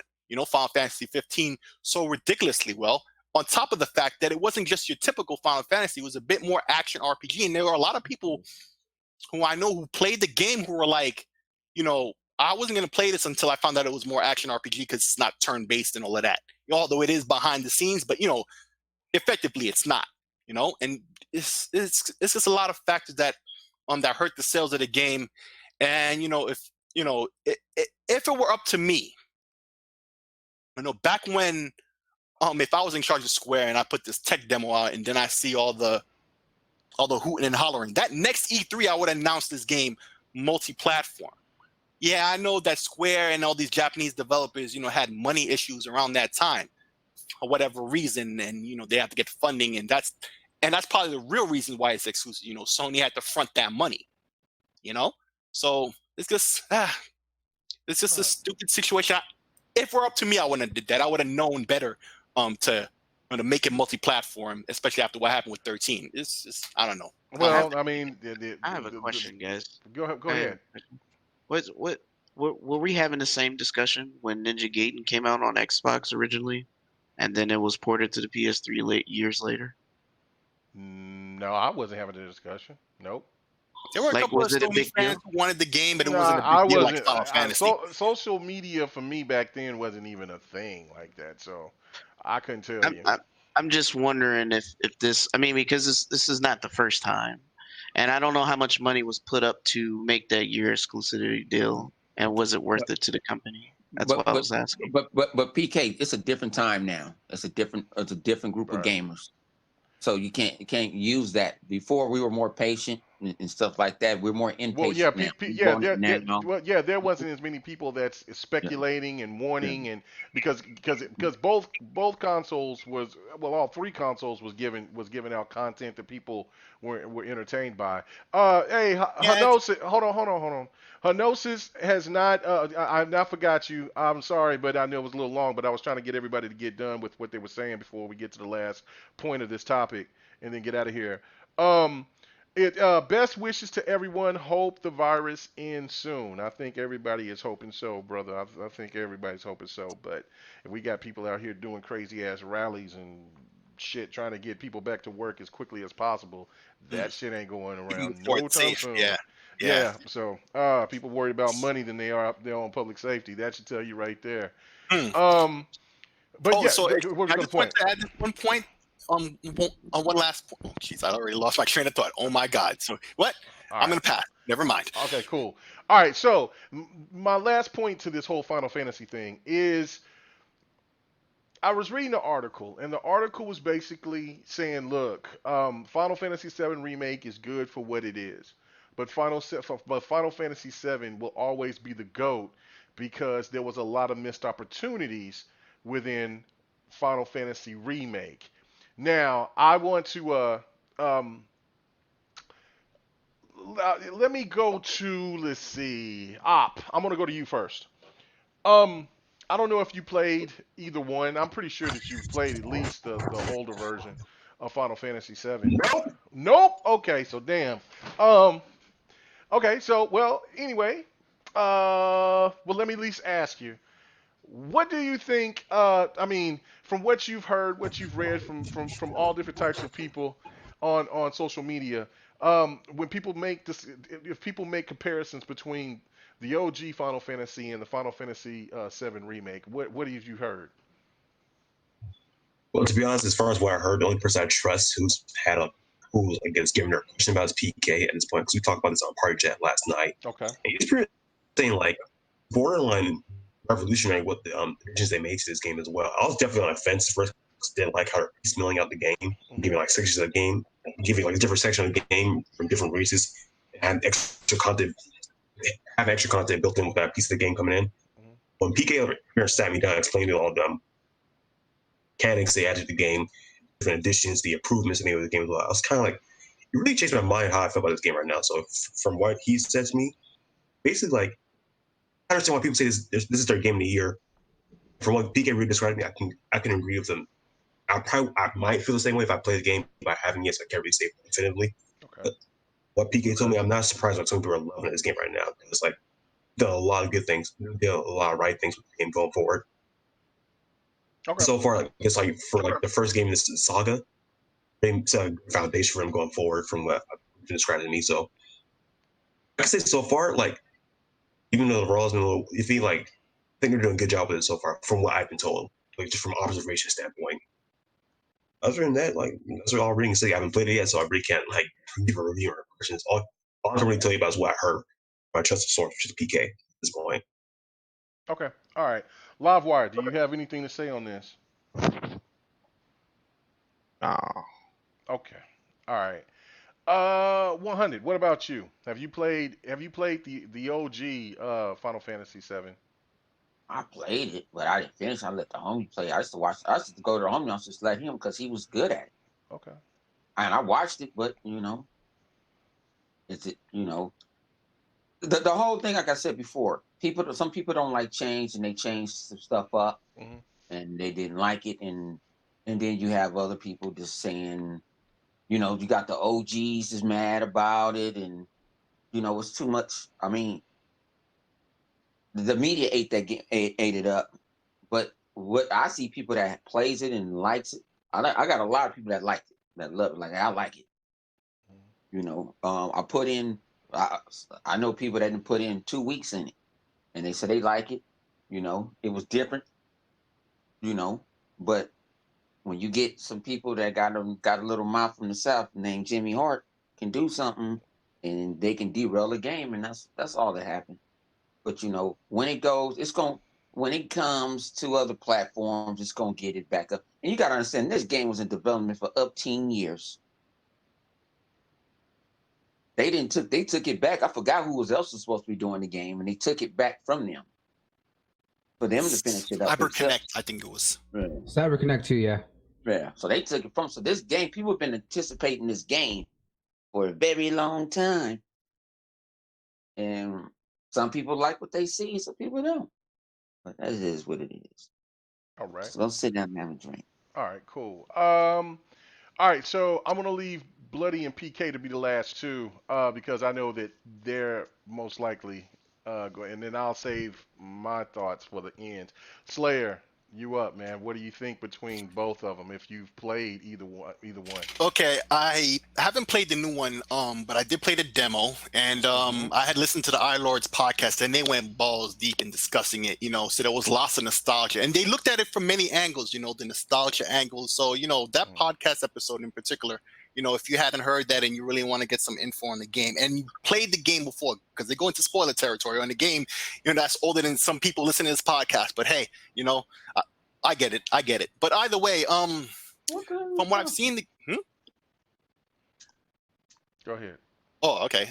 I thought something happened.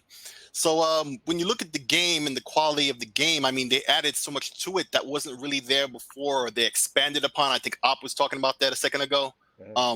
They expanded upon the game. So if you're a fan of Final Fantasy VII, you'll be happy. You're gonna get nostalgia, plus new elements. If you never played Final Fantasy, now you get to play in a whole new light, way better than it ever was. But at the same time, I feel like the name and the nostalgia is really what's holding it up more than anything else. Not that the game isn't good. It definitely seems like the A minus that it's generally getting in terms of ratings and stuff, is definitely is definitely everything it deserves to be or should have been.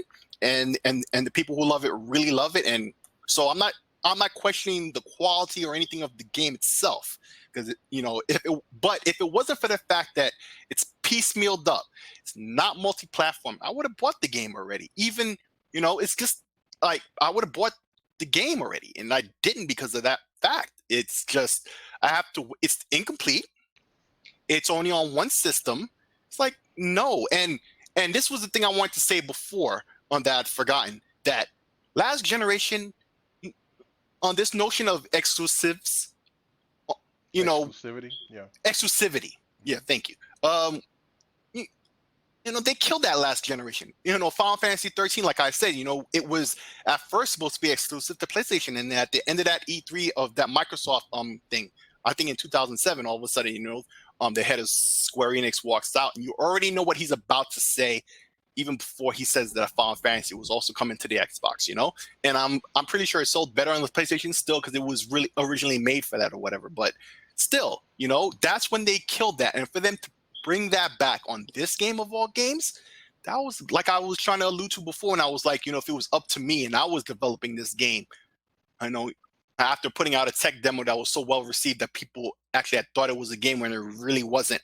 That next E3, I would have had all that planning and stuff would have already been done. I would have been ready and announced that yes, this game is coming out and it's going to be multi-platform and all of that. And hey, they didn't do that. And so like, yeah, I don't really know what else to really say on that. I'm just gonna leave it at that. I know Bloody and PK are really gonna go in on that, so let them do it. All right. Well, I'm gonna. I can't wait. So I got to jump in, and then I'm gonna go to Bloody. I'm disappointed so far for what I'm playing. I from when I've heard people that's already beaten the game in within a week, I'm pissed. I've spent the money on this game. Um, I have, I mean, I'm looking at it and I'm like, the game looks fantastic. Don't get me wrong, game looks great. The combat is solid. I appreciate the game, the nostalgia alone. I see similarities. The whole Sephiroth thing. I hear people bitching about the whole Sephiroth coming in so early. I'm not tripping about that so much. I know that they wanted to put the content, but it is the incomplete part that bugs me because I've already played Final Fantasy VII, the original, 5, 6 times.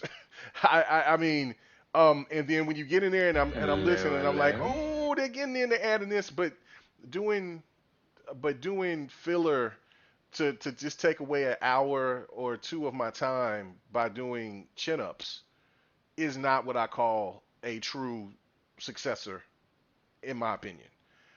You're turning Final Fantasy Remake into Yakuza or Grand Theft Auto, but it's linear. Bullshit. I don't like that. I just don't. Um, will I play it? Will I continue to play it? Will I beat it? Absolutely. But I'm things can change. Is a whole year from now. But I don't know if I'm going to double or triple dip. Because it's going to be how it plays out at the end. Because I have not beat it yet. But it's how it plays out at the end and how it structured itself to do the Final Fantasy 13 style, which we had a discussion about this not too long ago, probably about a month or so ago, where I was saying, is it smart for them to go this route? Especially now since we're talking about, and look, I know that I used the pandemic as a factor, but this game was already in pre-order for well over a year. So it's one of those things where the media can love it. I don't care. Never cared about what the media says about the game, but me playing it, I'm like, damn, this game is pretty. You've already heard my complaints about Barrett. It's ridiculous. It's just like, because I don't even like Coltrane. You know what I'm saying? Coltrane is meant to be goofy. You know what I'm saying? In Zuberus, but I can't stand Barrett's voice acting. It drives me up the fucking wall. And then the train scene where he's standing there and you got the Shinra people speaking their point, and he's over here looking like the mean spirit. Oh, be scared of the big black man. It drives me up the fucking wall. But again, I'm gonna beat it. I'm gonna say what I'm gonna say about it, love or hate. I supported it, like I said I was, but I I'm just already hearing about 44 hours when it took me 120 hours to beat the first to have the first time to beat the original Final Fantasy 7. That's gross to me. That's just gross to me. But okay, go ahead, Bloody. What is your thoughts?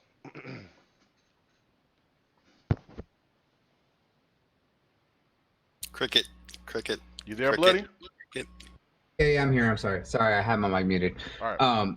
So for me, I recently replayed and we started replaying the original Final Fantasy VII, but I never played the original Final Fantasy VII growing up. I actually watched my stepbrother play it growing up, and I watched him go through the whole game, all the grinding, everything.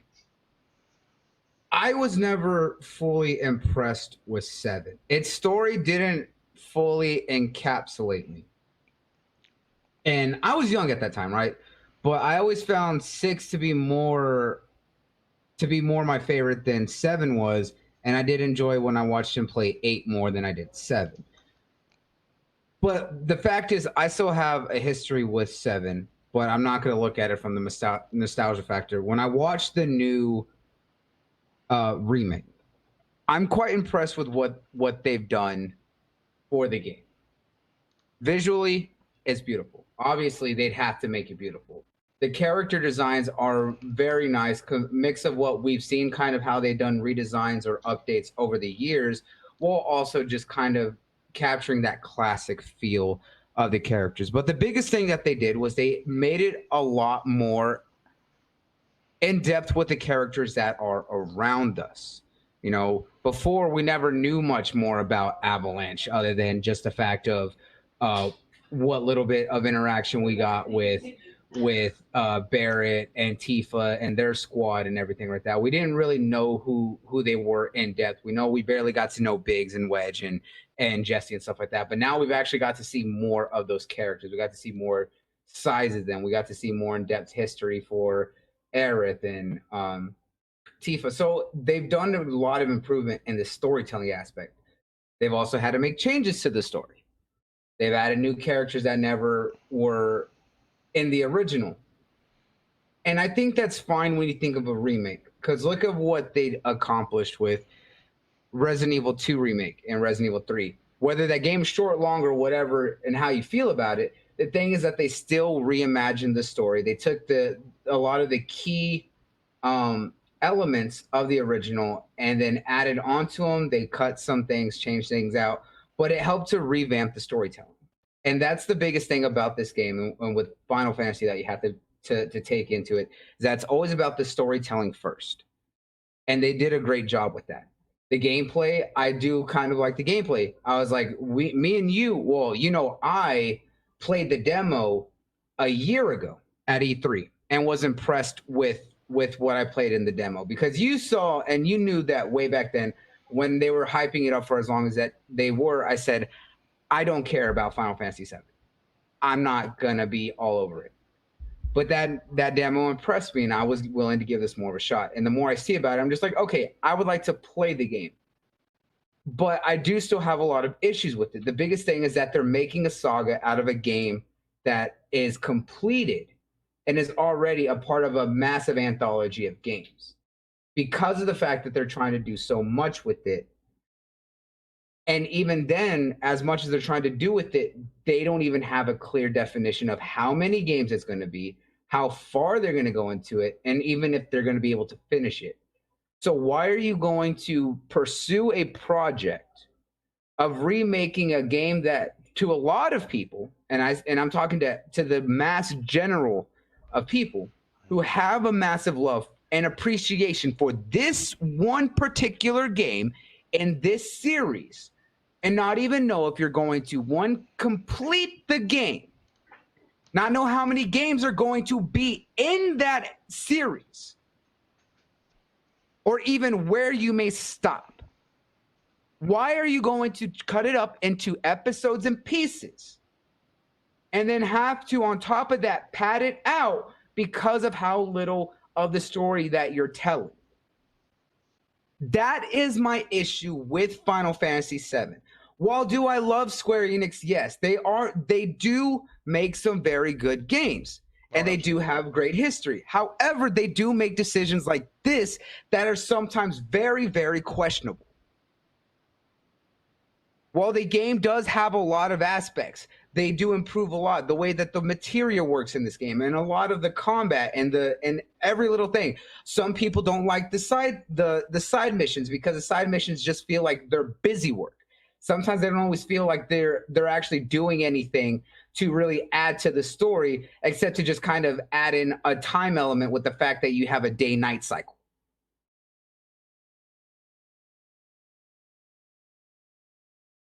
When you look at the original, that wasn't all the side missions and stuff are there. Some of them were busy work, but some of them had a purpose because they helped to take you to better equipment and things like that. Right. This one is just introducing you into characters that are either one-off, or they introduce you to a character that may have a small part when they actually show up in the story to help kind of push it along, but they're still not a massive priority. It's all tend to be busy work, and that's the one bad thing that can sometimes really hinder JRPGs or any RPG. Because we even call it out sometimes in games like Fallout sometimes has had busy work, and there's other times where the story is really great. We've said the same thing to even missions in games like Horizon Zero Dawn. Some of them are really well done with the way that they tell a story. Others are just busy work, like, hey, go here, look at this thing, now follow this trail. And then it just like little bits that end up not going anywhere. You can't just add a lot of side missions into a game when you're already cutting so much content and you're having to revamp the storytelling and have those side stories not be some sort of interesting or impact, even if it's a small impact. They have to have some sort of interesting aspect to keep it enticing when the overall story is only being put out for so much. When you only have less than maybe a fourth of the game, if even that, in this game of the main story, if you breeze through the straight, make a beeline through the campaign and just do straight story missions and all the main stuff, do you feel like you're really missing anything on the side with what I've heard with all of these aspects on the side missions? A lot of people are really saying no. Am I going to do all of it? Yes, because of the fact that I want to make sure I do everything. Me too. But if the side missions are just busy work, then there are going to be people who are be like, and this isn't worth my time, and they're just going to beeline through it. And when you think about traditional Final Fantasy games, you want to do all the side missions. Look at the side missions of 15, right? A lot of those were very interesting side missions that weren't just busy work. Some of them had world-building lore. Some of them had very interesting aspects to learn about, little bits about characters we know, or even more about our main group of characters in Final Fantasy 15, or ended up going into this very long chain of events that created very big events, like the hunting quests in 15. At the end of it all, you fight, and this is not a spoiler because that game's been out for 2 years, so get over it. At the end of the hunting quest, guess what? You fight a mountain-sized turtle.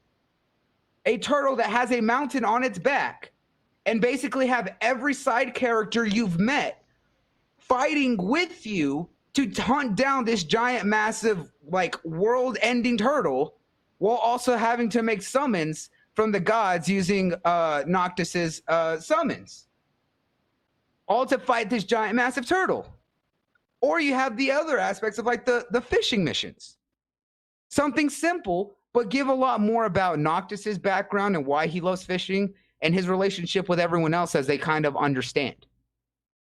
If there's no story missions like that that really have any sort of storytelling to it, then what's the point? That ends up just taking and detracting off of everything else. And it tends to kill some people's excitement because of the fact that they're not feeling like they're getting anything out of it. Think of this for you, K-Mega, think of the side missions in The Witcher. Yeah, that was when you was talking about that. That's exactly what I was thinking. I mean, we got spoiled on The Witcher. Like, I mean, Yeah, there was only but 2-3% still, of Witcher buyers beat the game. So I mean, maybe 10% by now. But yeah.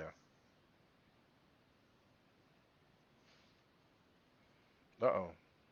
Is he still talking, or is it just me on my end? His sound kind of roboted out. I can hear it. Yeah. I can hear my own audio doing that. Wow. Yeah, it just roboted out. We don't hear you no more, Bloody.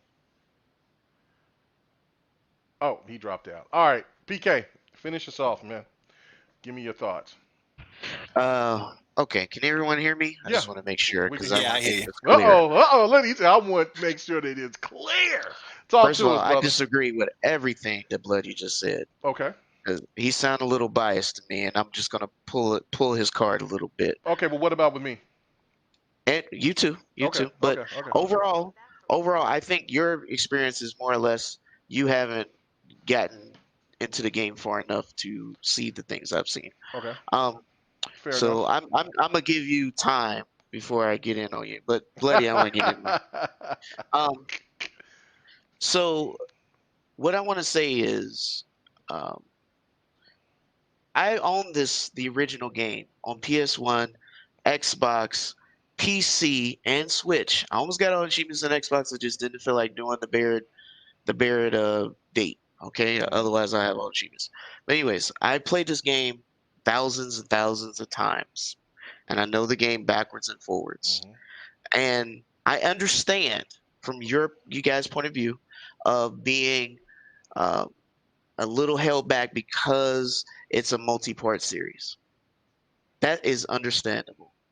But when you sit there and since I played the game so many times and know every single dialogue, and I read it, I know it by heart in my brain. And when I see this whole game is voice acted. There is no reading. No. There is none. This whole game is voice acted. They took the time to make every NPC talk to you. Every single one of them.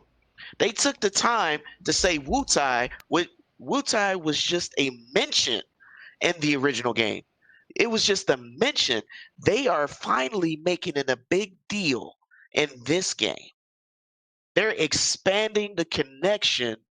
Instead of it just being a Yuffie thing, now it's a thing of more like a One Piece deal where you got the world government versus these guys, and it's that big a scale. And I'm sorry if that I'm just talking to anime fans; they should understand what I mean. So what I'm saying I is, know what you talk about. so far as looking at the expanding portion of what they're trying to do, you have to appreciate what they're trying to do. They don't want to just give you bullshit. They want to give you some sort of movie. I mean, people who play Crisis Core can understand what I'm saying. Crisis Core, they wish they could put that in an original game because that gave so much of a backstory to who Zack was in connection to Cloud.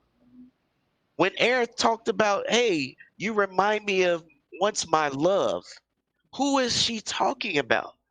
She was talking about Zack, and because that connection is there, because that Buster Blader is Zack's Buster Blader. It's his homeboy's blade. Yeah. Yep. But my point is, they emphasized on these connections by expanding on it. And yes, Wedge and Biggs are basically joke characters that show up in every Final Fantasy, pretty much in the old days anyway. No, And Yep. yeah, They Sid. still were. Yeah, Yeah, that I mean, first what? crew you get before, yeah. yeah, yeah, Yep. Sid. but No, And yeah. I mean, they but in were this even game, on the Blitzball team in 10. and in this game, they make you care because yes, the side quests do matter. And no, they're not just busy work because you have to get the equipment. You get weapons and materia for doing the side quests. Matter of fact, one of them is specific in getting the summons. So it's not busy work. It's actually stuff you need to do in order to level up your gear and get new gear. Because in this game, they make all your weapons matter. It's not just any typical JRPG where you get a stronger weapon, you just discard the old one. No, because your weapons grow stronger as you do. Every single one of them. It matters. Everything. Matter of fact, the fights feel like a boss fight every time you go in it because you have to be tactical. You can't just go in and start swapping buttons. It's not. You're gonna get wrecked. Wait a You're minute. Wait, gonna wait, hold on. Wait. Okay. Well, like I said, I'm not as far as you. Okay. So I'm not as far as you. Okay. Go ahead. yeah. So I'm giving you time. But point is, Yeah, because when I'm you like, it's been kind of breezy so far, but that's okay. Okay. Okay. yeah, so you're gonna get to a point where even a fighter is gonna be whooping on you if you're Okay. not thinking about it. You Okay. have to access every enemy to understand the weakness and how to engage. But the Okay. point I'm making is they make it feel like it's important to know these things. It's important to do your. I love the new materia. There's one thing they added to this game that wasn't an original. Wind materia. Wind materia never existed. No. Now they added it in this game, Well, and that's because everything of the was fact that weak to they wind. added the wind element in much later games. So, No, I mean, no, wind was in the original game, but you can only get one materia that did wind element, and at that point in the game, you didn't need it. But everything was weak to wind, and that was just crazy to me. But now they added it in the beginning, so now you get to use that to your advantage. And all I'm saying is, it's minor little details like that that make a big difference in this gameplay. And far as comparing it, I mean, yes, they took the stagger system from 13. They took uh they borrowed pretty much the best things about the battle system from 13, 15, Kingdom Hearts, and threw them all together into one. 15, none of your crew characters were fun playing on their own. They tacked that on, but none of them was fun to play. But in Final Fantasy VII, every single one of these characters are fun to play solo, I don't know. especially when you have to. I thought the Especially when you episodes have to. for 15 were very interesting and gave very different styles. I'm I think sorry, they I gave, disagree. I disagree. I think they gave very differences to everyone's play style and made the characters very varied. I and And unique. it So made that it surprised me because it kept the friendship aspect of it. Like, I mean, like, damn, that's my homeboy. I can't let my homeboys fall, and they have Everybody my back. says that about that game. Yeah, Every that review said that, game, yup. like, because they look like a boy band, but like they really captured the homeboy aspect of it. Like, that's why I love everybody respects 15 that so about much. that Yeah. game. I'm sorry. for me, that game, what 15 did was it gave you a very small, you didn't need like a crew of 15 different characters. They gave you 4 characters and actually made them deep, compelling, and cared about them more than a lot of others where they just gave you random characters over time. I'm sorry, I disagree. Well, that's fine. I But let's disagree. stay on topic. Okay, go ahead, PK. Yeah. Finish up. So I'm saying I have the worst connection with 15. I got annoyed by the guy wanting to take pictures all the time. I got annoyed. Hey, you leave I got Bronco alone. He's a beautiful boy. No, he's a horrible guy. He's horrible. He would rather spend time with Noctis than a chick at the gas station. Get out of here. But anyways, I know, right? Back to Final Fantasy. He's awkward. No, he's a terrible character. I wouldn't say he was a Period. terrible character. He was awkward though. But anyway, go ahead. Come on. Yeah. Come on. So Come on. anyways, Come on. so anyways, none of the subquests is busy work. They actually connect to each other. If you do the side quests, you will realize that this character actually connects to this character, and the decisions you make or don't make actually influences the outcome. And if you want to see all the scenarios, you do have to do New Game Plus, because there are scenarios that you won't see depending on what decisions you make and who you help and don't help. All that matters. and they did put in the time and work, and they did put in the time and work. I mean, no, you're not fishing. Fishing is busy work. That's when you're doing something that is meaningless. You shouldn't be out there fishing to try and do something else. That is busy work. But at least in Final Man, the Fantasy, if man's you're doing these, the dude's father got I'm murdered. sorry. I'm sorry. Come So on, bro. I'm He sorry. got to That's like have some saying relaxed time. that's It ain't like all about war. that's like saying that Titus had a good excuse when he wasn't even real. And you did all that bliss ball for nothing. Hey man, that shit was dope, man. Don't you talk about the mighty Hey, Titus? don't you dare Because disrespect listen, let's just be real here. I love Final Fantasy VII, but no story except I have not ever played 6. Everybody tells me 6 is the best. Yo, 6 has one of the best, the best villain of all time. But Just saying. Got that cackling 10 bastard. by far has the best story than all the rest of the Final Fantasy. No, it does not, because the best character didn't even. He was the one. Best character was the one that you didn't get to play with. He died early in the game. Nah, no, it was all good. Titus was the worst character. Titus he was was he was man. Anyways, Let's not tell the story. Let me Let's get back. All I'm saying Can we all is disagree that if there was a game dedicated to just Blitzball, everyone would play it because No. everyone would? No, I'm sorry, I would. Get out of here. Oh man, No, I'm done with you. Anyways, what I'm saying let's is wrap it up. that they went there to try and put in the time and work to give the fans something they would never ever was able to deliver on any other game, and that is a saga of a story. The world. Bro, have you played The Midgard. Witcher 3? Have you played any of the Witchers? Before you go there with The Witcher, we're not talking about The Witcher. We're Okay, talking about yeah, I was Final gonna say because I'm like, I mean, you better be real with it. There ain't nothing. I am being real. Nothing. I am being touching real. no We're talking saga. about it. Side stories are main stories in The Witcher. But okay, All right. I digress. So- I'm going left myself. Go ahead. Yeah, you're going left. So we're not comparing this to Witcher. We're talking about Final Fantasy VII Okay. and the original. The Right. original skipped so much. I mean, Johnny was just a character in the bar. They made this dude important in the game. They connected Avalanche to Wutai, bro. Okay. What? It's all good. It's all good. I'm going to keep continuing playing it. But PK, I did say that they added that they did great by adding a lot to the story. They had to revamp the story. They had to do a lot more with the storytelling. Yeah, to split it up like that, they had to do that. Like, Well, I mean, it's not just what they had to do. I think they were intentional in trying to give us more than the same.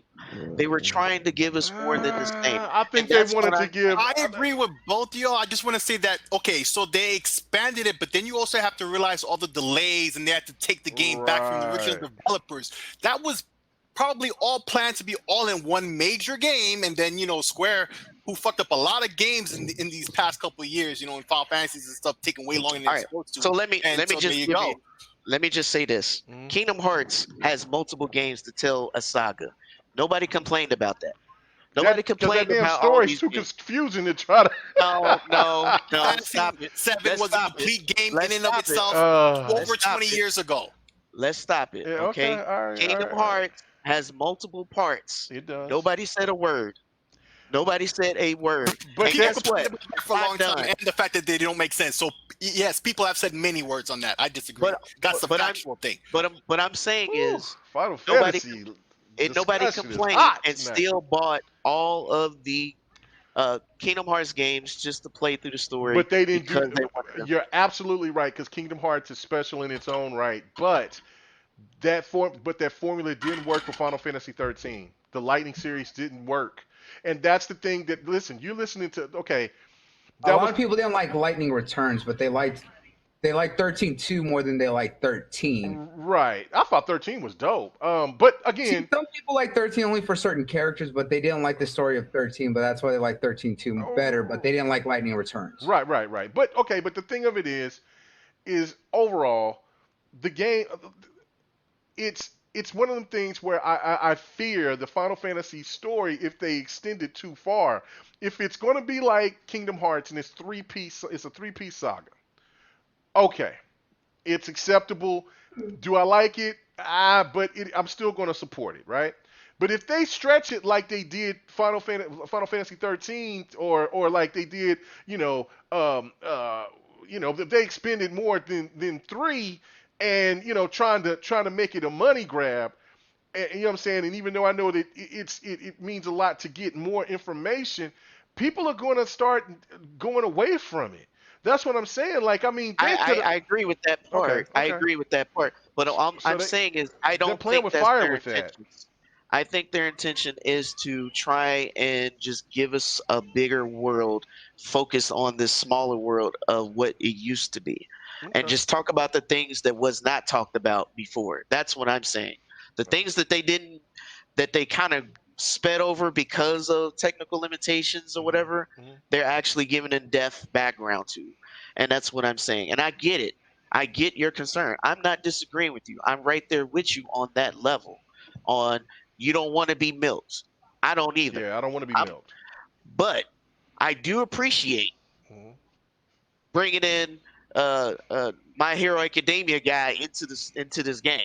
Okay, uh, and I don't know if you know what I'm talking about, but Yeah, All Might into the game, but I know that character you're talking about. Yeah. yeah, I From appreciate bringing the fun side to surprises rather than expecting the same thing over and over. I like the surprise factor. I like being able to say, hey, this is different. This ain't what I remembered. And yes, the core part of the story is still the same, but a lot of elements has changed because it is now an action rather than and yes, I'm a fan of both. And I do like turn based. I mean, Persona 5's turn based, but I like action as well. right, So I me like too. them both.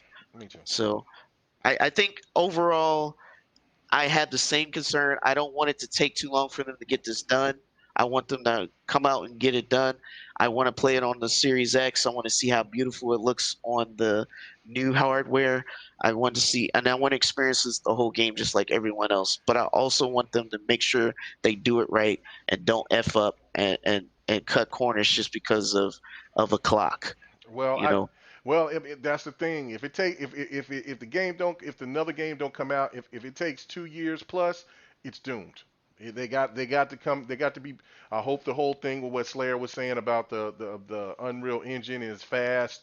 You got to yeah, pop that it shit is. out yearly. You got to pop it That's out why they yearly. chose Yeah, it because apparently it's they said scalable. something about the next installment is already like halfway done. Okay. Or am I confusing that with some other game? I could have sworn I read that. I don't know. I don't know. I I don't don't know. know, but that's why they chose the Unreal because it's scalable. It's easy Okay. it's quicker because it does everything for you. They don't have to figure out how to, because on the 15, that's why 15 had so many issues when it first launched because it was the first time they used their new engine Okay. and it took a whole lot of updates to get it right. All right. Well, let's get Took out a of here, generation man. and a half to fix that.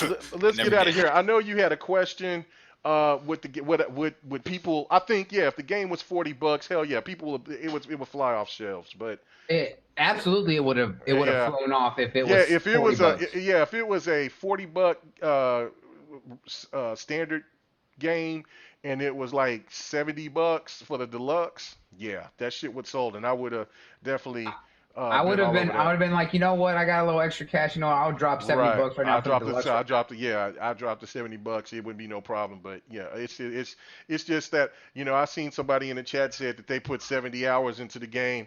So hopefully, because I've been seeing people already saying that they beat it, and I'm like, damn, Well, I'm already? 40 hours. That's I'm 40 hours crazy. into it, and I'm on chapter 14. I think there's 17 chapters, so Yeah, but Oh, you've proven yourself to be a super fan of Final Fantasy VII. so. I'm not trying to knock what you're saying, but you got to realize, your point of view. some When people I talk about opinions But and an but informed but opinion, that's you are what it's totally all informed. about.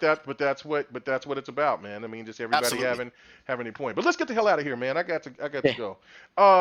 I got to go. I got to go use the bathroom, man. Y'all over here bullshit. Anyway, so all right. Let's see. 100 already bounced out live wire. Where can he find you at, man? You can find me on my channel, Livewire Gaming. I've been putting up some videos here and there, just mostly playthroughs of Alien Isolation because it came to Game Pass on PC, so I like that game. So Oh I'm yeah, playing yeah, that yeah, shit. Is that good? Is that game lit? Because I wanted to try it. yeah. I ain't Yeah, fucking with it. Alien it's the best. Isolation? It's the best like horror game we had. Looks It's well. I up don't there know. with Final Resident Fantasy. I Evil mean, 7. what you call it? Huh? 7 is scary as hell. Resident Yeah, Evil it's up there. 7. Woo. It's up there with Oh it. yeah, Resident It's a Evil little 7. different. Like in the beginning of 7, they kind of have that the guy stalking you. but the alien does that throughout the whole game. So like at first, like it's hard to beat. Like if you already got all the achievements, it's hard to play through that thing again because it just your nerves, bro. Oh yeah, Like, it looks too much for me. Let me give it up to my boy dude, Henosis. I love it. Henosis, thank you. He said a great show and discussion. Thanks, guys. All right. So where can I find you at live on your channel and where else? Yeah, my channel. Okay. Doing dumb shit I be doing. I mean, talking about manure. All right. Anyway. Yeah, shit. All right. Sick Slayer. You know what I'm saying? AKA Slick. Where can they find you at, man? Bro, you could find me on Twitter and everywhere games are played except for a Switch. Because I don't got one yet. And for the next month and 3 weeks, you can find me on that Stadia. Oh my god, I can't believe I said that with a mostly straight face. But yeah, hey, you can man, find I me think I wherever might games get are played, baby. I might get that Stadia now. It's free. I'm gonna sit there and okay. Anyway. Yeah, just go to the website. You just put your Gmail in, you're good. I had to give my fraud moment because I said day one, but yeah, no, okay. Listen, they can give Stadia away for free fitting, and it's still gonna be trash. Whatever. Yep, just saying. Man. I mean, but that's where you can find me. You trying to play Hey, games, man? Yeah, I'm there. All right. He's like, just give me something to waste my time on. That's it. He's like, it don't gotta be good. Just let me waste my time. Bloody Knuckles. Where can they find you at, man? Man, they can find me all over the internet. They can find me on Mixer, on Facebook, on Instagram, and of course on YouTube.com/BloodyKnucks all over. I was like, they can follow me here on Mixer where I be streaming 5 times a week because, I always be gaming and always doing something different to entertain y'all, especially in these crazy times. And of course, they can find me over here every Saturday at 8 p.m. where I be hosting the Smash Podcast, your one-stop shop for all things news, reviews, and previews of all things nerdy culture, such as comics, movies, TV shows, anime, and manga, guys. So, yeah, follow me. Check me out. I do a lot. Cool. Operations Op. Where can they find you at, bro? They can find me on Twitter, Operation Op. Of course, here every Friday and every Saturday on Smash Podcast. All right. Op, you've been quick tonight. It's like, man, you was like, man. These are my topics. I really got much to get into. Okay, all right. I got you. He said this is the week where he's just like, next week, you got to give us a topic that you're going to go ham in so we can let you get some time in. We got to see. We're going to see about that. All right. And then last but not least, the man with the plan, the man that's defending Final Fantasy VII remakes, whatever the hell they doing, but whatever. Much love to Final Fantasy Remake because I bought it out. I say that, but once I beat it, I'll probably be like, oh yeah, that was great. No, I'm not. I'm not going to say that because Barrett pisses me off. Oh shit, he said no, I'm not. Yeah, because I'm mad about Barrett's voice acting. That drives me up the wall. PK, where can they find you at, bro? And you find me at PKX Live on Twitter and here every Friday on GRG Podcast. Nice. Thank you very much. And as always, man, you can check me out. Don wants to do Devin the Gamer, but not tonight. If he wants to try to do it tomorrow or something else, that's cool. But I got to give me some chill time. So I will get down and do the Devin the Gamer when we can. You can catch me on Mixer on the quest for 152. I've been killing Halo. I'm trying to get there. It's gonna take me a little while longer. I'm 130, I think, and I'm trying to get to that 152. And once I do that, I'll get back on some PlayStation single player games and something else on the Xbox. But for right now, it's all about me getting that Halo. And then on Sunday nights we have Fight Night. It's real wild, And my quest is to whoop and beat Wicked Lady, aka Vamp's ass. On a regular, you know what I'm saying? So let's get it. Anyway, we are out. Thank you. As always, I would say we can do the pants off, dance off, but you know what?